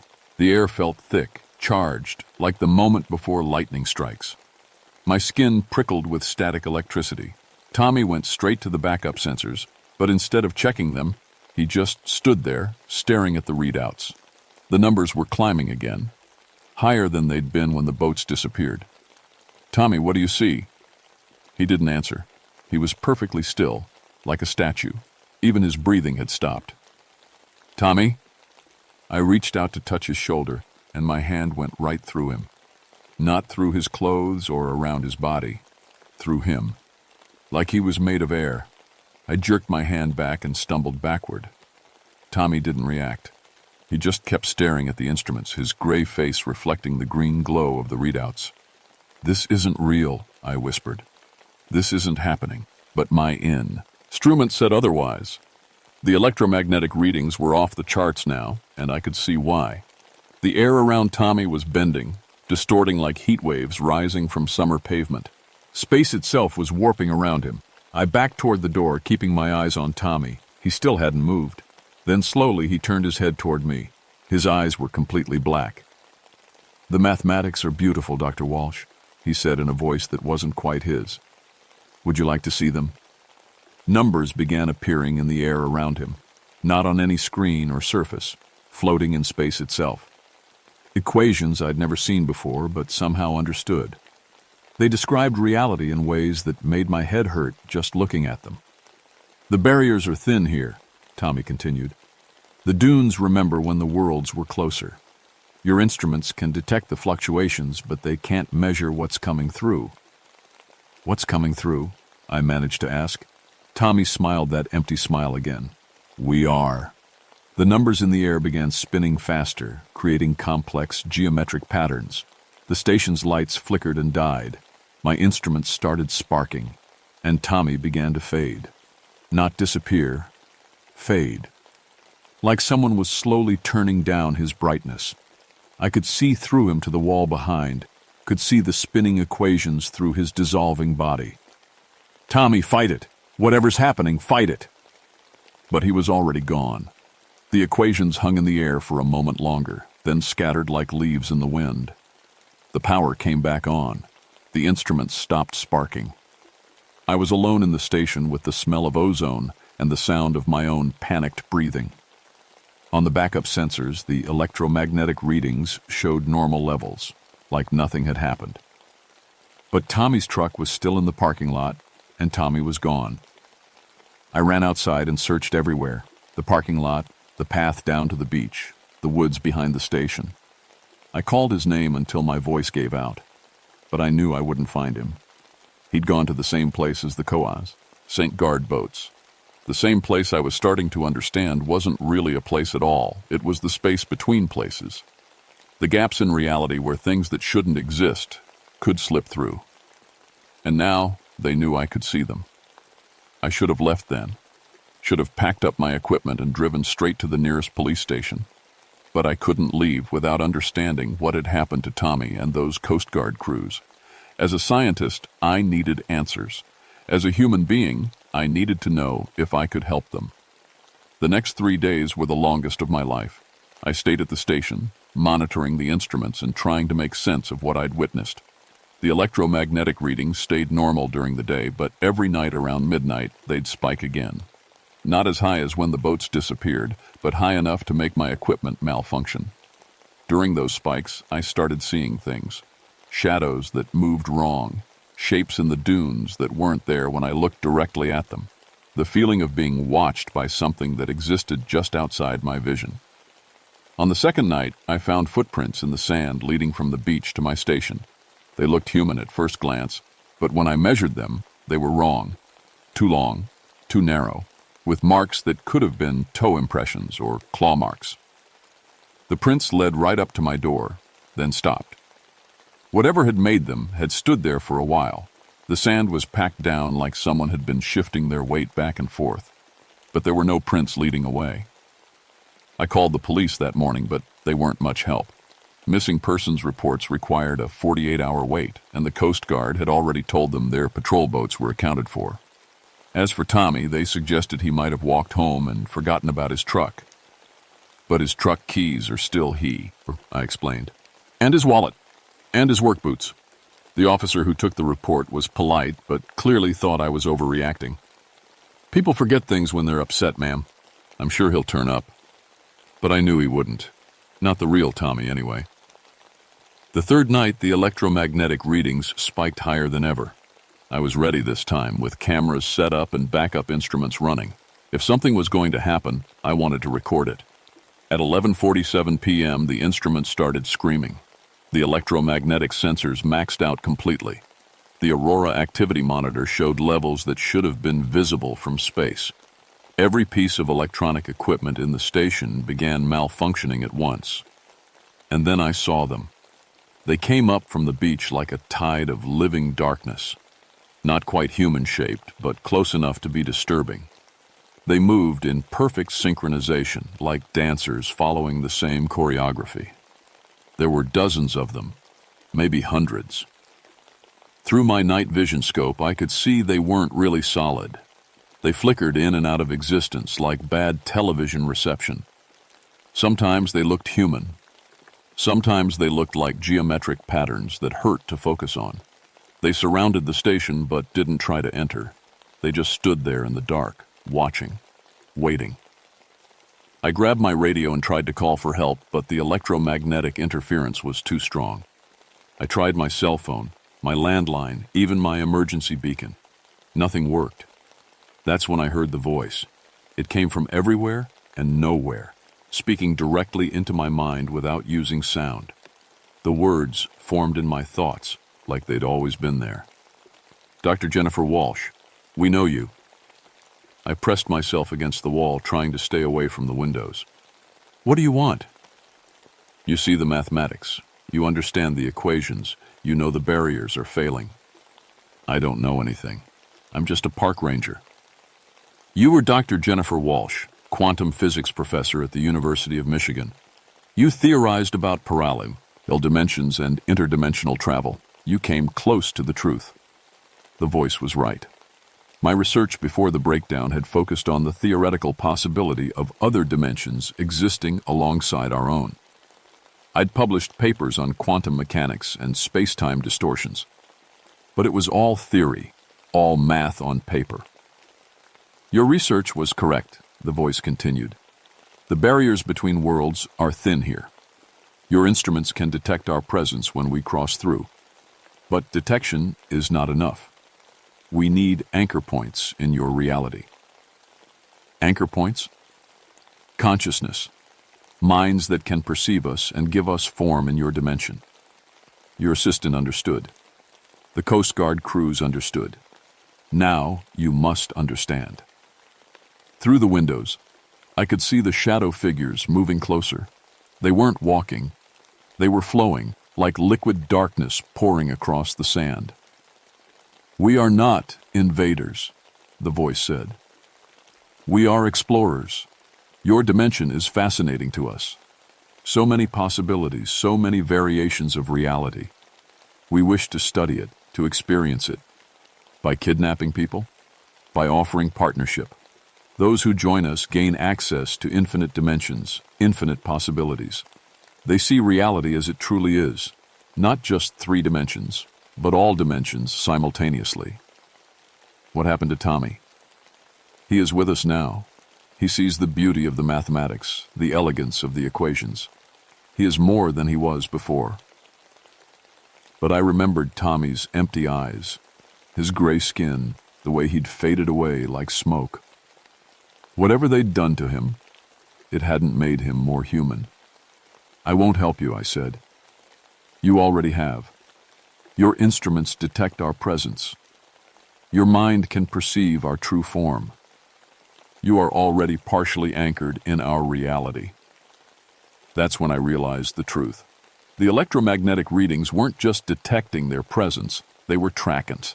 The breakdown of reality itself. Each spike in the readings meant the barrier between dimensions was getting weaker.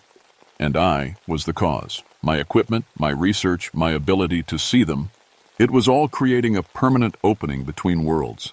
Every time I observed them, I made them more real in our dimension. "You understand now," the voice said. "The choice is not whether to help us.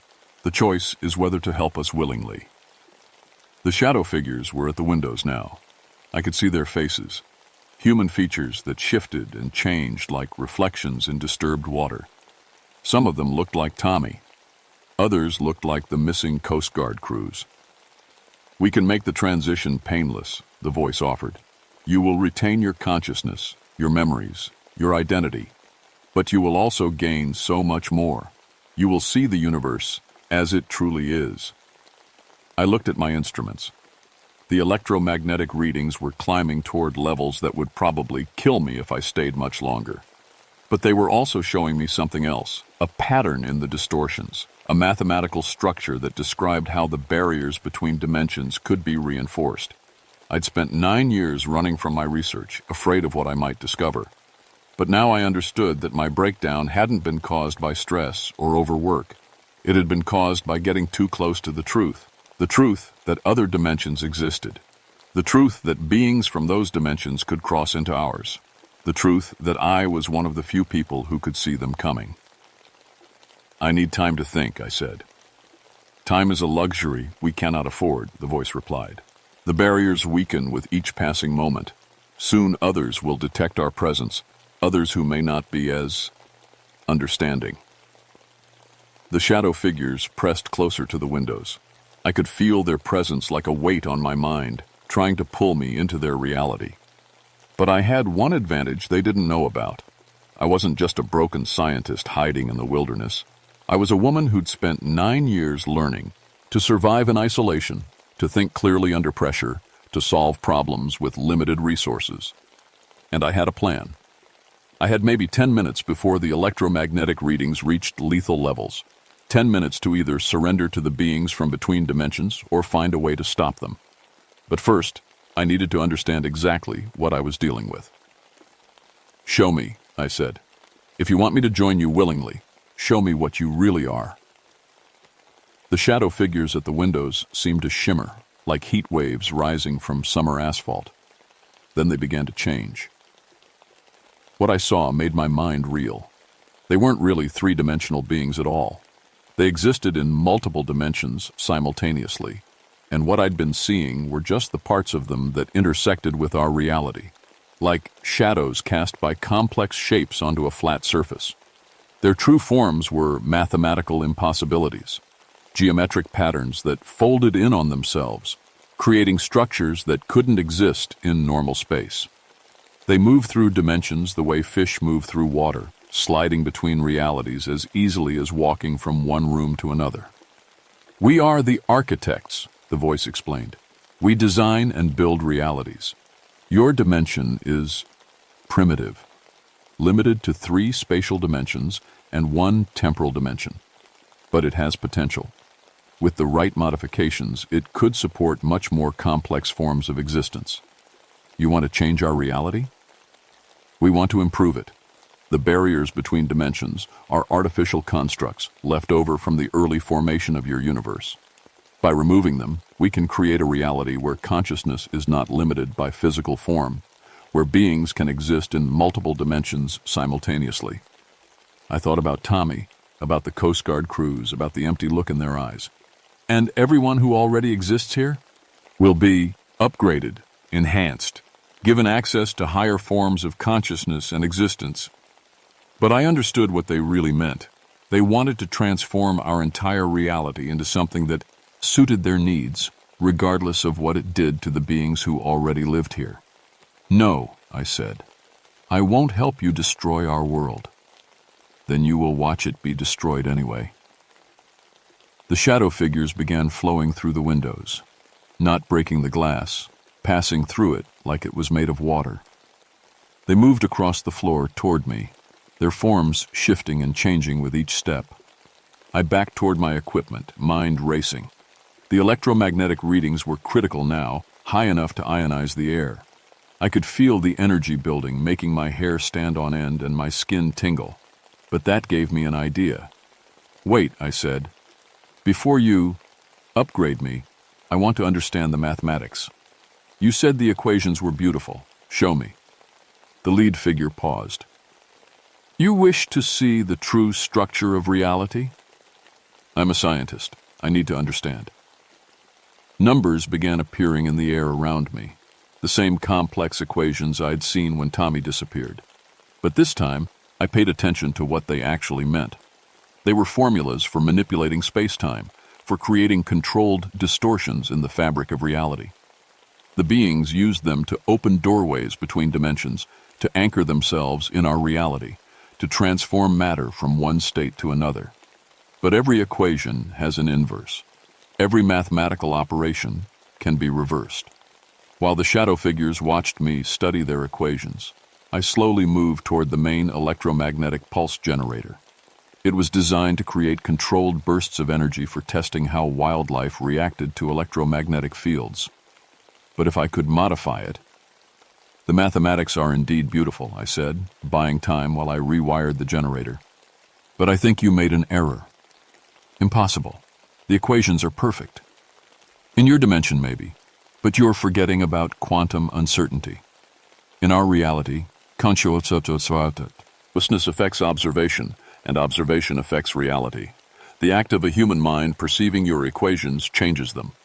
I connected the generator to the main power supply and began calculating the exact frequency needed to disrupt their dimensional anchors. The equations floating in the air around me provided the key. If I could create an electromagnetic pulse at the precise frequency that opposed their dimensional manipulation. "What are you doing?" the voice demanded. "Solving the problem," I said, and activated the generator. The electromagnetic pulse hit the shadow figures like a physical blow. They screamed, not with sound, but with a psychic shriek that made my teeth ache and my vision blur. Their forms began to destabilize, flickering between dimensions, but the pulse wasn't strong enough to send them back permanently. I needed more power. I looked at all the monitoring equipment in the station, dozens of instruments, each with its own power supply and electromagnetic field generator. If I could link them all together, create a feedback loop that amplified the pulse. "You cannot stop us," the voice said, though it sounded weaker now. "We are already anchored in your reality. Your instruments have been detecting our presence for months, making us more real with each observation." "Then I'll stop observing," I said, and shut off all the monitors. The shadow figures flickered, becoming less solid, but they were still there, still dangerous. I needed to take a bigger risk. I connected every piece of equipment in the station to the pulse generator, creating a massive electromagnetic bomb. The power draw would probably overload the electrical system and destroy everything, but it might generate enough energy to sever their dimensional anchors completely. If you do this, you will die, the voice warned. The electromagnetic pulse will stop your heart, Usyk. Ramble your brain patterns. You will sacrifice yourself for nothing. Not for nothing, I said. To save everyone you want to upgrade. I thought about Tommy, about the Coast Guard crews, about all the people who would suffer if these beings succeeded in breaking down the barriers between realities. Then I thought about the equations, about the mathematical beauty of a universe where consciousness could exist in multiple dimensions simultaneously. For a moment, I almost hesitated. The beings were offering immortality, infinite knowledge, existence beyond the limitations of physical form. Everything I'd dreamed of as a scientist. But they were also offering it at the cost of everyone else's free will. I'm sorry, I said, and activated the pulse. The world exploded in light and sound and electromagnetic energy. Every piece of equipment in the station discharged at once, creating a pulse so powerful it shattered the windows and set the curtains on fire. The shadow figures screamed again, their forms breaking apart like smoke in a hurricane. The equations in the air scattered and faded. The oppressive weight of their presence lifted from my mind. When the light faded, I was alone in the ruined station. The electromagnetic readings showed normal levels for the first time in days. The barriers between dimensions had been reinforced, at least temporarily, but I could feel the damage the pulse had done to my body. My heart was beating irregularly. My vision was blurred. The massive electromagnetic exposure had probably given me radiation poisoning. I stumbled to the emergency radio and managed to call for help before collapsing. I woke up 3 days later in a hospital bed in Traverse City. The doctors said I'd been found unconscious in my destroyed research station, suffering from severe electromagnetic exposure and cardiac arrhythmia. They wanted to know what had happened, but I told them it was an equipment malfunction. The official report blamed the incident on a geomagnetic storm that had caused widespread electromagnetic interference. 3 Coast Guard vessels had been temporarily lost due to radio malfunctions but were found drifting safely offshore. The crews were suffering from mild disorientation and memory loss, but were otherwise unharmed. Tommy's disappearance was listed as a missing person case. His truck was found abandoned at the research station, but there was no sign of what had happened to him. The police assumed he'd gotten lost in the dunes and would turn up eventually. But I knew better. The electromagnetic pulse had sent the shadow figures back to their own dimension and reinforced the barriers between realities. But it hadn't been able to retrieve the people who'd already been taken. Tommy, at least 3 Coast Guard personnel, and probably others were still trapped in the space between worlds. I spent 2 weeks in the hospital, and during that time I had visitors. Not doctors or Park Service officials, men in dark suits who asked very specific questions about my research and what I'd observed during the geomagnetic storm. They knew more than they were letting on. Dr. Walsh, one of them said, "We understand you have a background in quantum physics and dimensional theory." "I'm a park ranger now," I replied. "We know about your previous research. We know about the equipment you use to monitor electromagnetic anomalies. We know about your unique ability to perceive certain phenomena." They offered me a job, not as a park ranger, but as a consultant for a classified government project studying what they called dimensional incursions. Apparently, the incident at Sleeping Bear Dunes wasn't the first time beings from other dimensions had tried to cross into our reality. "There are thin places," the lead agent explained. "Locations where the barriers between dimensions are naturally weak. We need people who can detect and monitor these areas, who can provide early warning when something tries to come through." I accepted the position. Not because I wanted to work for the government, but because I knew the shadow figures would try again. The pulse had stopped them temporarily, but I'd seen the mathematics of their reality manipulation. They were patient, persistent, and they understood our universe better than we understood theirs. Someone needed to watch for them, someone who could see them coming. That was 15 years ago. Since then, I've investigated dozens of dimensional incursions across the country. I've learned to recognize the signs: electromagnetic anomalies, aurora activity in impossible locations, reports of people acting strangely before disappearing. I've also learned that the shadow figures aren't the only things living in the spaces between realities. There are other beings, other intelligences, other forms of consciousness that exist in dimensions our minds can barely comprehend. Some of them are curious about our reality. Others are hungry for it. A few are actively hostile, seeing our three-dimensional existence as a threat to their own multidimensional society. But they all have one thing in common. They need anchor points in our reality to maintain their presence here. They need human minds to observe them, to perceive them, to make them real in our dimension. Which means people like me, people who can see them, are both the first line of defense and the greatest vulnerability. I still have nightmares about that night at Sleeping Bear Dunes. I dream about Tommy's empty eyes, about the Coast Guard crews trapped between dimensions, about the mathematical beauty of realities where consciousness isn't limited by physical form.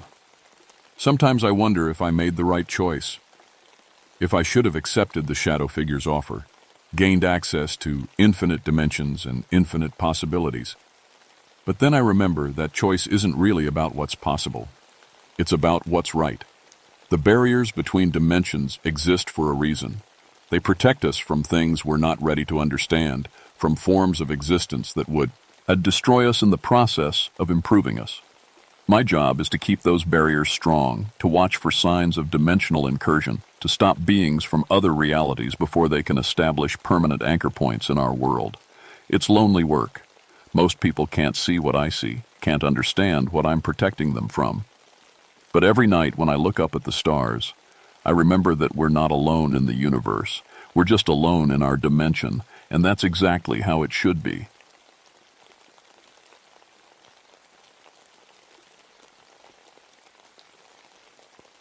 My name is Thomas Rivers, and I need to tell you what happened in the Redwood Forest. People think I'm crazy now, but I was there. I saw it all. I've been a park ranger for 13 years. Before that, I studied trees in college. How they grow, how they get sick, how to keep them healthy. I know forests better than most people know their own backyards. That's why what I'm about to tell you is so hard to believe. It was August 1993, and California was burning up. No rain for months. The ground cracked like old leather, and even the big redwoods looked thirsty. I was stationed at the research camp deep in the Old Grove section of Redwood National Park, 50 miles from the nearest ranger station, surrounded by trees that were already ancient when Jesus was born. I'd been sleeping badly for weeks. My ex-wife Sarah was fighting me for custody of our kids, and the lawyer bills were eating me alive. The court said I cared more about trees than my own family. Maybe they were right, but someone had to protect these giants. The Yurok people who lived here first had stories about these trees. They said the forest had spirits that watched over it, tree spirits that could think and plan. I always figured those were just old stories to keep people from cutting down the sacred groves. I wish I'd listened better. The morning it started, I woke up to my radio crackling. Base camp was reporting illegal logging activity in Sector 7.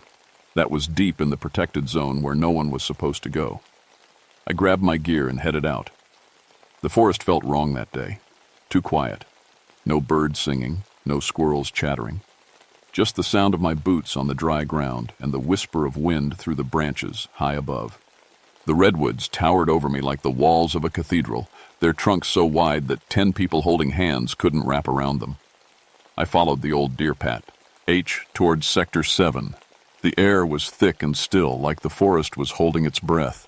My shirt stuck to my back with sweat, and my water bottle felt too light already. That's when I heard it. The deep, grinding sound of a chainsaw biting into wood. Then another, and another. My blood boiled. These trees had been growing for over 2,000 years, and some idiots were cutting them down to make deck furniture. I picked up my pace, my hand moving to the radio on my belt. But when I tried to call for backup, all I got was static. The trees were too thick, I told myself. Radio signals didn't work well in the deep forest. I should have turned back then, should have hiked out and gotten help. But I was angry, and when I get angry, I don't think straight. That's what Sarah always said anyway.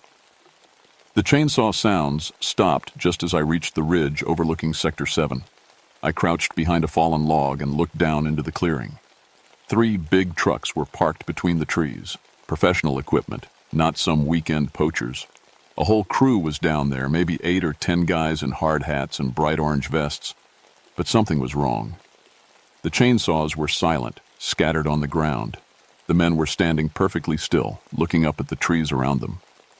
From where I was, I could see their faces. They looked scared. One of them pointed at something I couldn't see, then another. They were all looking at the same tree, a massive redwood that had to be 300 feet tall. Their mouths were moving, but I couldn't hear what they were saying. I pulled out my binoculars and focused on the tree they were staring at. The bark looked normal. The branches looked normal. But something made the hair on my arms stand up. The tree seemed to be watching them. That's when I saw the roots. Thick, gnarled roots were pushing up through the forest floor around the men's feet. Not old roots that had always been there. Fresh ones, still dark with moisture, forming a perfect circle around the entire crew. The men saw them too. They started backing toward their trucks, but more roots erupted from the ground, blocking their path. Within seconds, they were trapped in a cage made of living wood. I blinked hard and looked again. Trees don't grow that fast. Roots don't move like that. It had to be some kind of trick of the light, or maybe the heat was making me see things. But the men were screaming now. I scrambled down the ridge, my boots sliding on the loose dirt. The screaming stopped by the time I reached the bottom, and that scared me more than the noise had. The clearing was empty. The trucks were still there, engines running, doors hanging open. The chainsaws lay scattered on the ground like toys. But the men were gone, every single one of them. I stood in the middle of the clearing, turning in slow circles. "Hello?" I called out. "Park Service, is anyone hurt?" My voice echoed off the trees and died. The forest had swallowed the sound like it was hungry for it. That's when I noticed the roots. They were everywhere now, crisscrossing the clearing like a giant spiderweb. Some were as thick as my leg, others thin as fingers. All of them were fresh, the bark still soft and green. The air smelled like sap and fresh earth. I knelt down and touched one of the roots. It was warm, warmer than it should have been in the cool shade of the forest. And when I pressed my hand against it, I could swear I felt something like a pulse. "What the hell?" I whispered. I followed the root network with my eyes, trying to make sense of the pattern. It wasn't random. The roots formed paths, like a maze leading deeper into the forest. And at the center of it all, that same massive redwood the men had been staring at. I approached the tree slowly. The trunk was so wide I had to crane my neck to see where it disappeared into the canopy above. The bark was thick and deeply grooved, the kind of tree that had been growing since before Erica was even a country. But something was wrong with it. The bark near the base was bulging outward in places, like something was pushing from the inside. And there were shapes in the bulges, shapes that looked almost like... I pressed my face close to the bark and squinted. There, about 3 feet up from the base, was the clear outline of a human hand. Fingers spread wide, palm flat against the inner surface of the bark. Like someone was trapped inside, trying to push their way out. My stomach dropped. I ran my hands over the bark, feeling for more shapes. There, an elbow, a shoulder, part of what might have been a face, mouth open in a silent scream.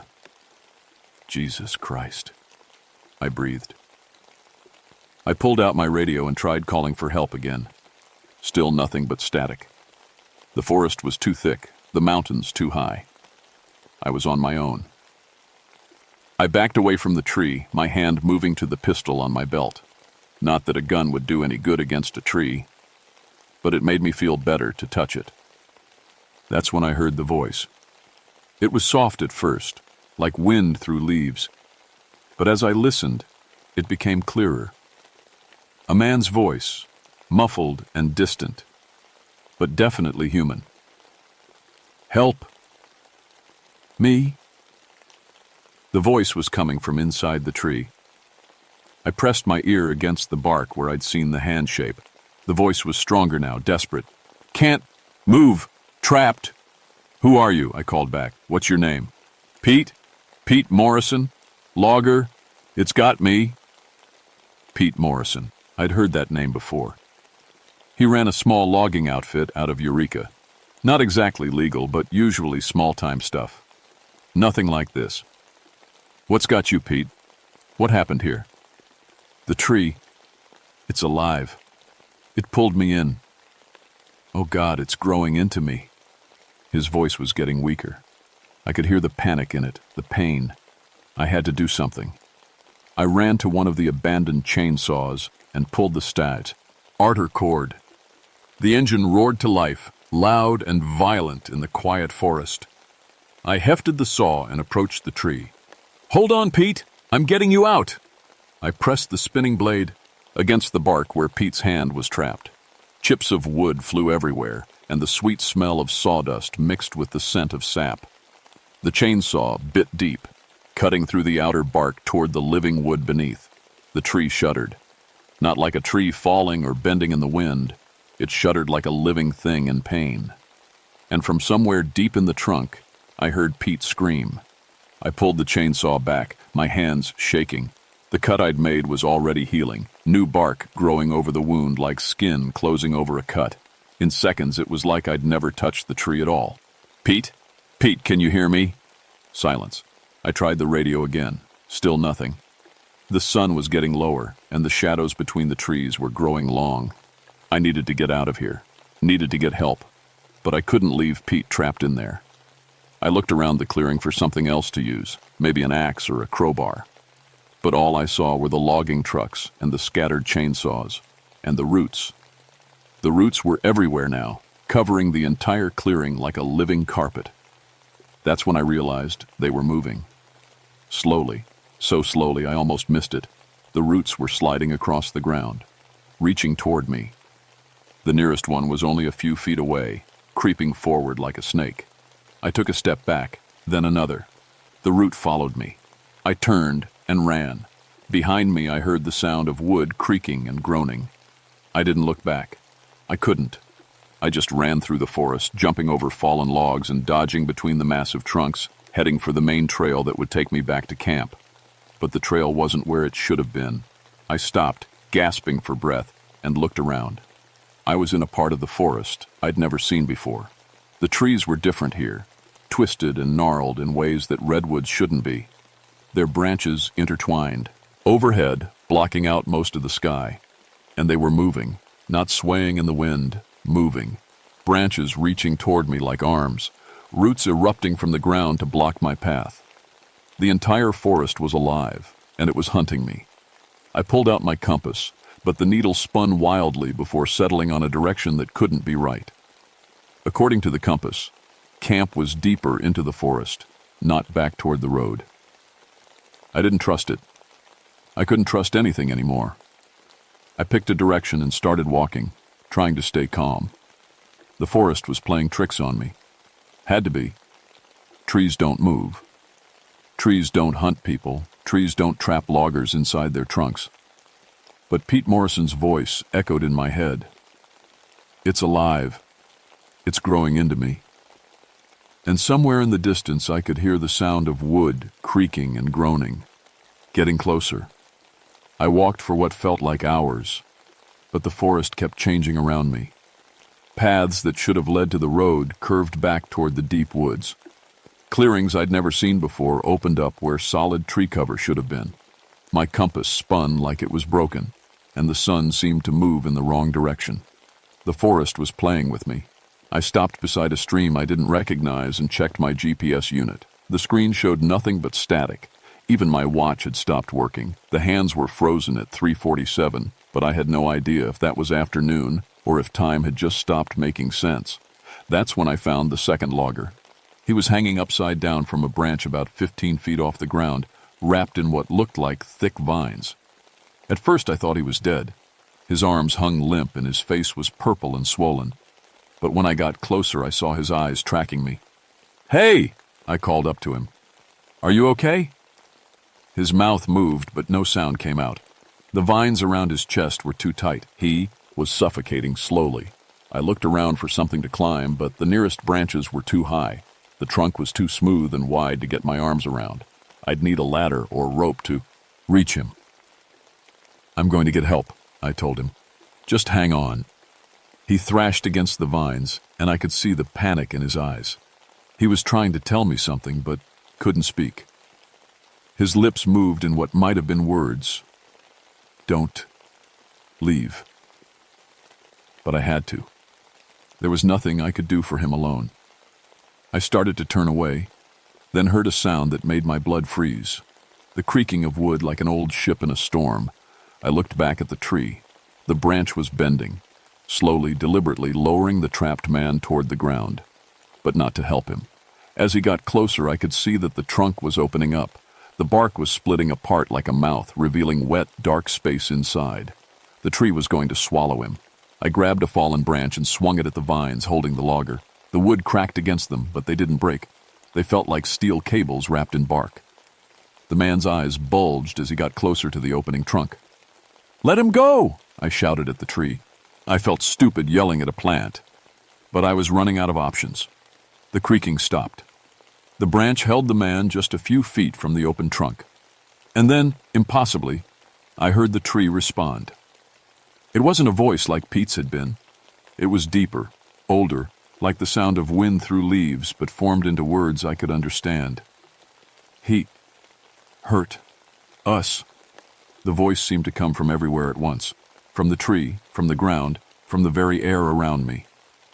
"He's just a logger," I said, still holding the useless branch. "He doesn't know any better. Cut our flesh. Spill our blood." The man in the vines was making choking sounds. His face was turning blue. "Please," I said, "let him go. He won't hurt you again." The tree considered this. The branch swayed slightly and the man swung back and forth like a pendulum. Then the voice came again, sad, or now. "Too late for him." The branch snapped forward, and the man disappeared into the trunk. The bark sealed closed behind him with a wet, sucking sound. Where he'd been swallowed, the tree bulged outward for a moment, then went still. I dropped the branch and staggered backward. My legs felt weak, and my hands were shaking. 2 men were dead, absorbed into the trees like they'd never existed. And I was alone in a forest that was hunting me. I had to get out, had to warn people, had to... "You are different." The voice was right behind me. I spun around and found myself face to face with the biggest redwood I'd ever seen. It had to be 300 feet tall and 30 feet across. Its bark was ancient and scarred, covered in patterns that looked almost like writing. "You love us?" It was true. I'd spent my whole life studying trees, protecting them, trying to understand them. Even as a kid, I'd felt more comfortable in the forest than around people. Trees didn't lie. They didn't leave you. They didn't fight you in court over your children. "I do," I said. "I've always loved the forest." "Then why do you help them destroy us?" The question hit me like a punch to the gut. Because I did help them, didn't I? I worked for the Park Service, but I also wrote reports that let logging companies know which trees were safe to cut. I marked boundaries that let them get as close as legally possible to the protected groves. I told myself I was saving the forest, but maybe I was just managing its destruction. "I don't know," I whispered. The tree leaned forward, its trunk creaking. Branches lowered toward me, not threatening, but almost gentle. One of them touched my shoulder, and I felt something flow through me. Not pain, but understanding. Suddenly, I could feel what the tree felt. The slow, deep pulse of life moving through water, ode, and leaf. The network of roots connecting every plant in the forest, sharing nutrients and information. The ancient memory of thousands of years, watching the world change around them. And the pain. The sharp, burning pain of chainsaws and axes. The poison of car exhaust and pesticides. The slow strangulation of their roots by concrete and development. They felt it all like wounds in their own flesh. "We are dying," the tree said, and I could hear the sadness in its voice. "Peace By piece cut away. I know, I said. I'm sorry. Not your fault, but you must choose. Choose what? Help us live or die with them.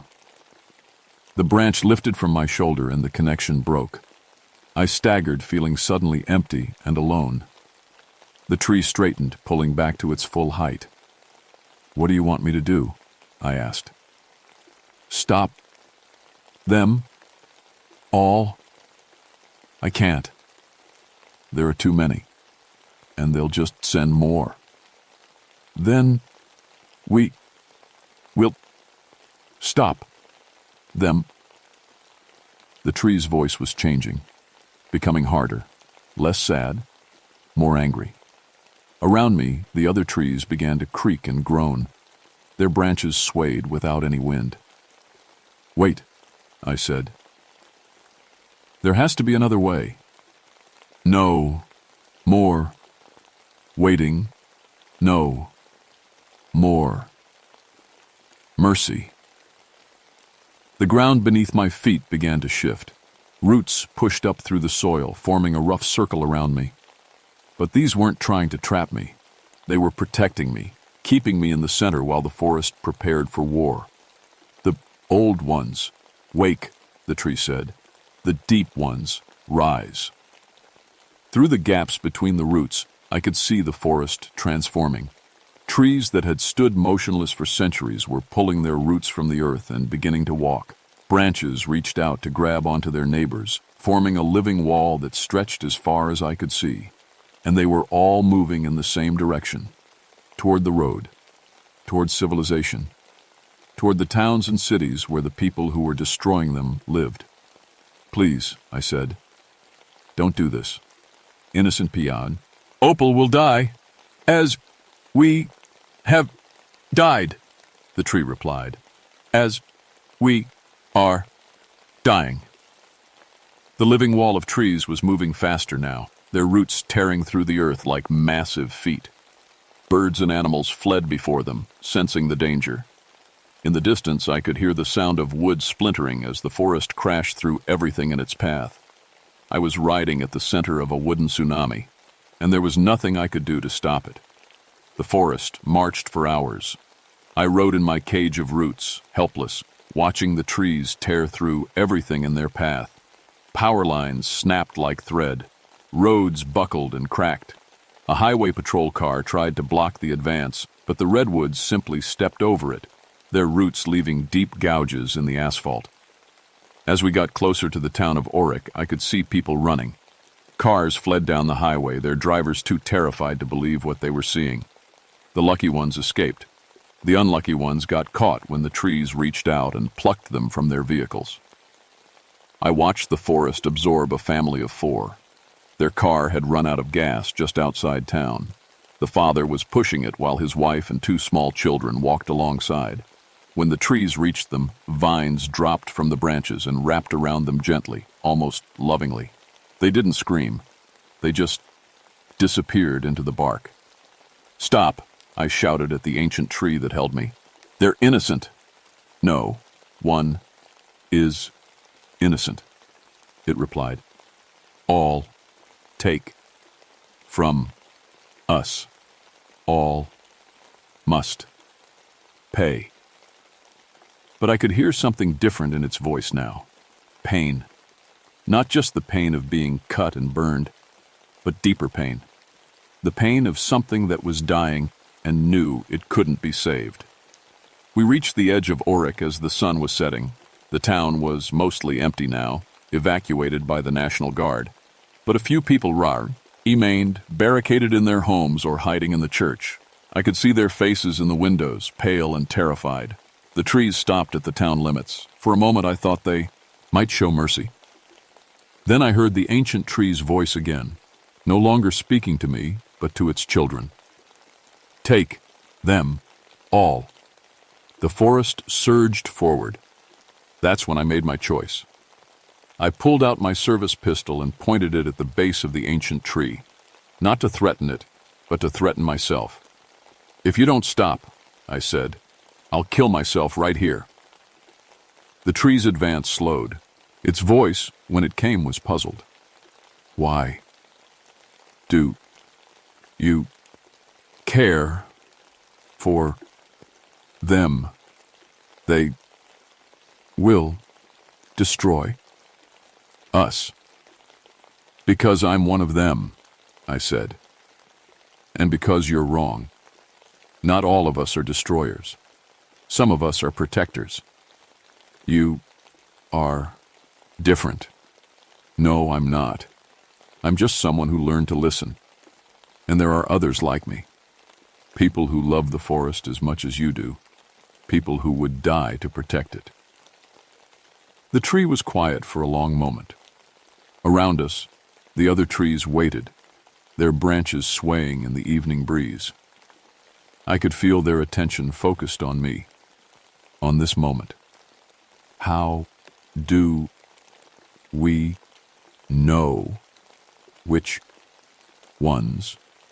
"You don't," I said.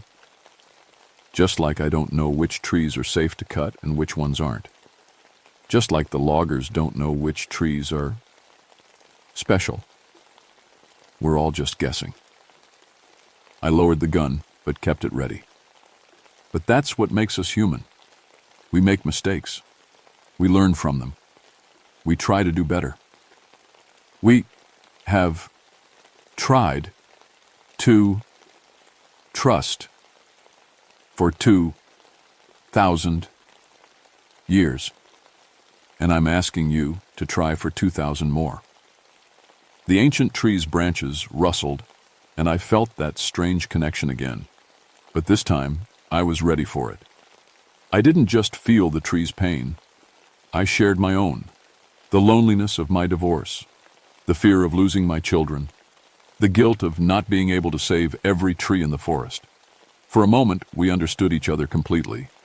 "You would speak for us?" "Yes," I said. "I would be your voice. Help people understand what you need to survive. And if they do not listen..." I thought about that, about the logging companies and the developers and the politicians who saw the forest as nothing but board feet and profit margins. "Then we'll make them listen," I said, "together." The tree considered this. Around us, the other trees began to creak and groan, their own voices joining the conversation. It was like listening to a jury deliberate, ancient minds weighing the worth of the human race. Finally, the ancient tree spoke. "We will try your way, but if you fail, if they continue to destroy us, then you'll have the right to defend yourselves," I said. "I won't stop you." The tree's branches lifted, and I felt the cage of roots around me begin to sink back into the earth. The other trees were turning away from the town, their march ending before it could become a massacre. The others in the wood, they will be released. Pete Morrison, too? He is part of us now, but he will not suffer. It wasn't the answer I'd hoped for, but it was the best I was going to get. Pete had made his choice when he brought his chainsaw into the sacred grove. Now I had to live with mine. As the forest retreated, I walked back toward the town. People were emerging from their hiding places, staring at me like I was some kind of miracle. The sheriff approached me cautiously, his hand on his weapon. "Mr. Rivers, what happened out there? Are you all right?" I looked back at the forest, where the ancient tree stood watching. Its branches swayed once, almost like a nod. "I'm fine," I said, "but we need to talk." 6 months later, I stood in a congressional hearing room in Washington, D.C., trying to explain to a panel of senators why the Redwood National Park needed to be expanded by another 50,000 acres. Most of them thought I was crazy. A few thought I was lying, but they'd all seen the news footage of the trees walking toward Auric, and they knew something had happened that couldn't be explained away. The official report called it an unprecedented seismic event that caused severe ground instability and the illusion of tree movement. The geologists couldn't explain why there was no earthquake detected on any instruments, or why the fallen trees had left no root craters. But people needed an explanation they could accept, so that's what they got. I knew better. Every morning I hiked out to the ancient grove and checked in with the old tree. It didn't speak to me anymore, not in words. But I could feel its presence, watching and waiting. The forest had kept its promise. No more loggers had disappeared, no more trees had walked. But the connection between us remained. I could sense the health of the forest now, feel when trees were stressed or diseased. My success rate at predicting forest fires had improved dramatically. People called me a genius. They didn't know I was just listening to voices they couldn't hear. My ex-wife dropped the custody battle after what she called my heroic actions during the Auric incident. She didn't understand what had really happened, but she could see that I'd changed.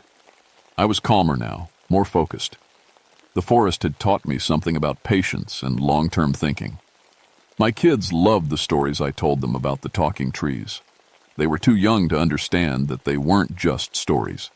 But they learned to love the forest the way I did, to see it as something alive and precious rather than just a collection of wood and leaves.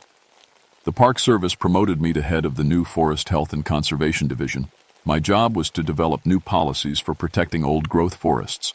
I worked with environmental groups, indigenous tribes, and even some of the more enlightened logging companies to find ways to preserve the ancient groves while still allowing sustainable harvesting in other areas.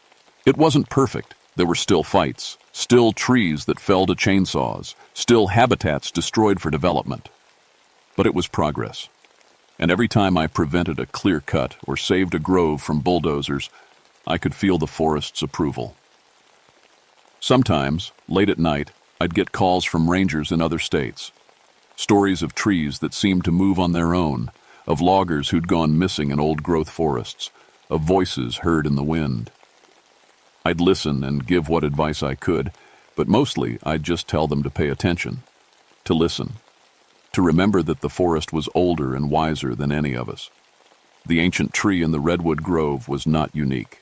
There were others, sleeping deep in forests around the world, and humanity's actions were waking them up. Most people don't believe in walking trees or forest spirits. They think climate change and deforestation are problems for future generations to solve. They're wrong on both counts. The forest is watching us, judging us, and it's running out of patience. I've done my best to be a bridge between two worlds, to help people understand that the forest isn't just a resource to be harvested, but a living entity with its own rights and needs. Some days, I think I'm making progress. Other days, I feel like I'm just postponing the inevitable. Because the trees remember everything. They remember when the continents were young and the air was clean. They remember when there were no humans at all and the forest covered the earth from pole to pole. And they remember the promise I made in that grove 6 months ago. If we fail them again, if we continue to destroy their homes and poison their air, they won't march on just one small town. They'll march on all of them. And next time, I won't be there to stop them. The forest is still watching, still waiting, still hoping that humanity will learn to live in harmony with the natural world instead of trying to dominate it. But hope, like trees, can only bend so far before it breaks. I pray we figure that out before it's too late.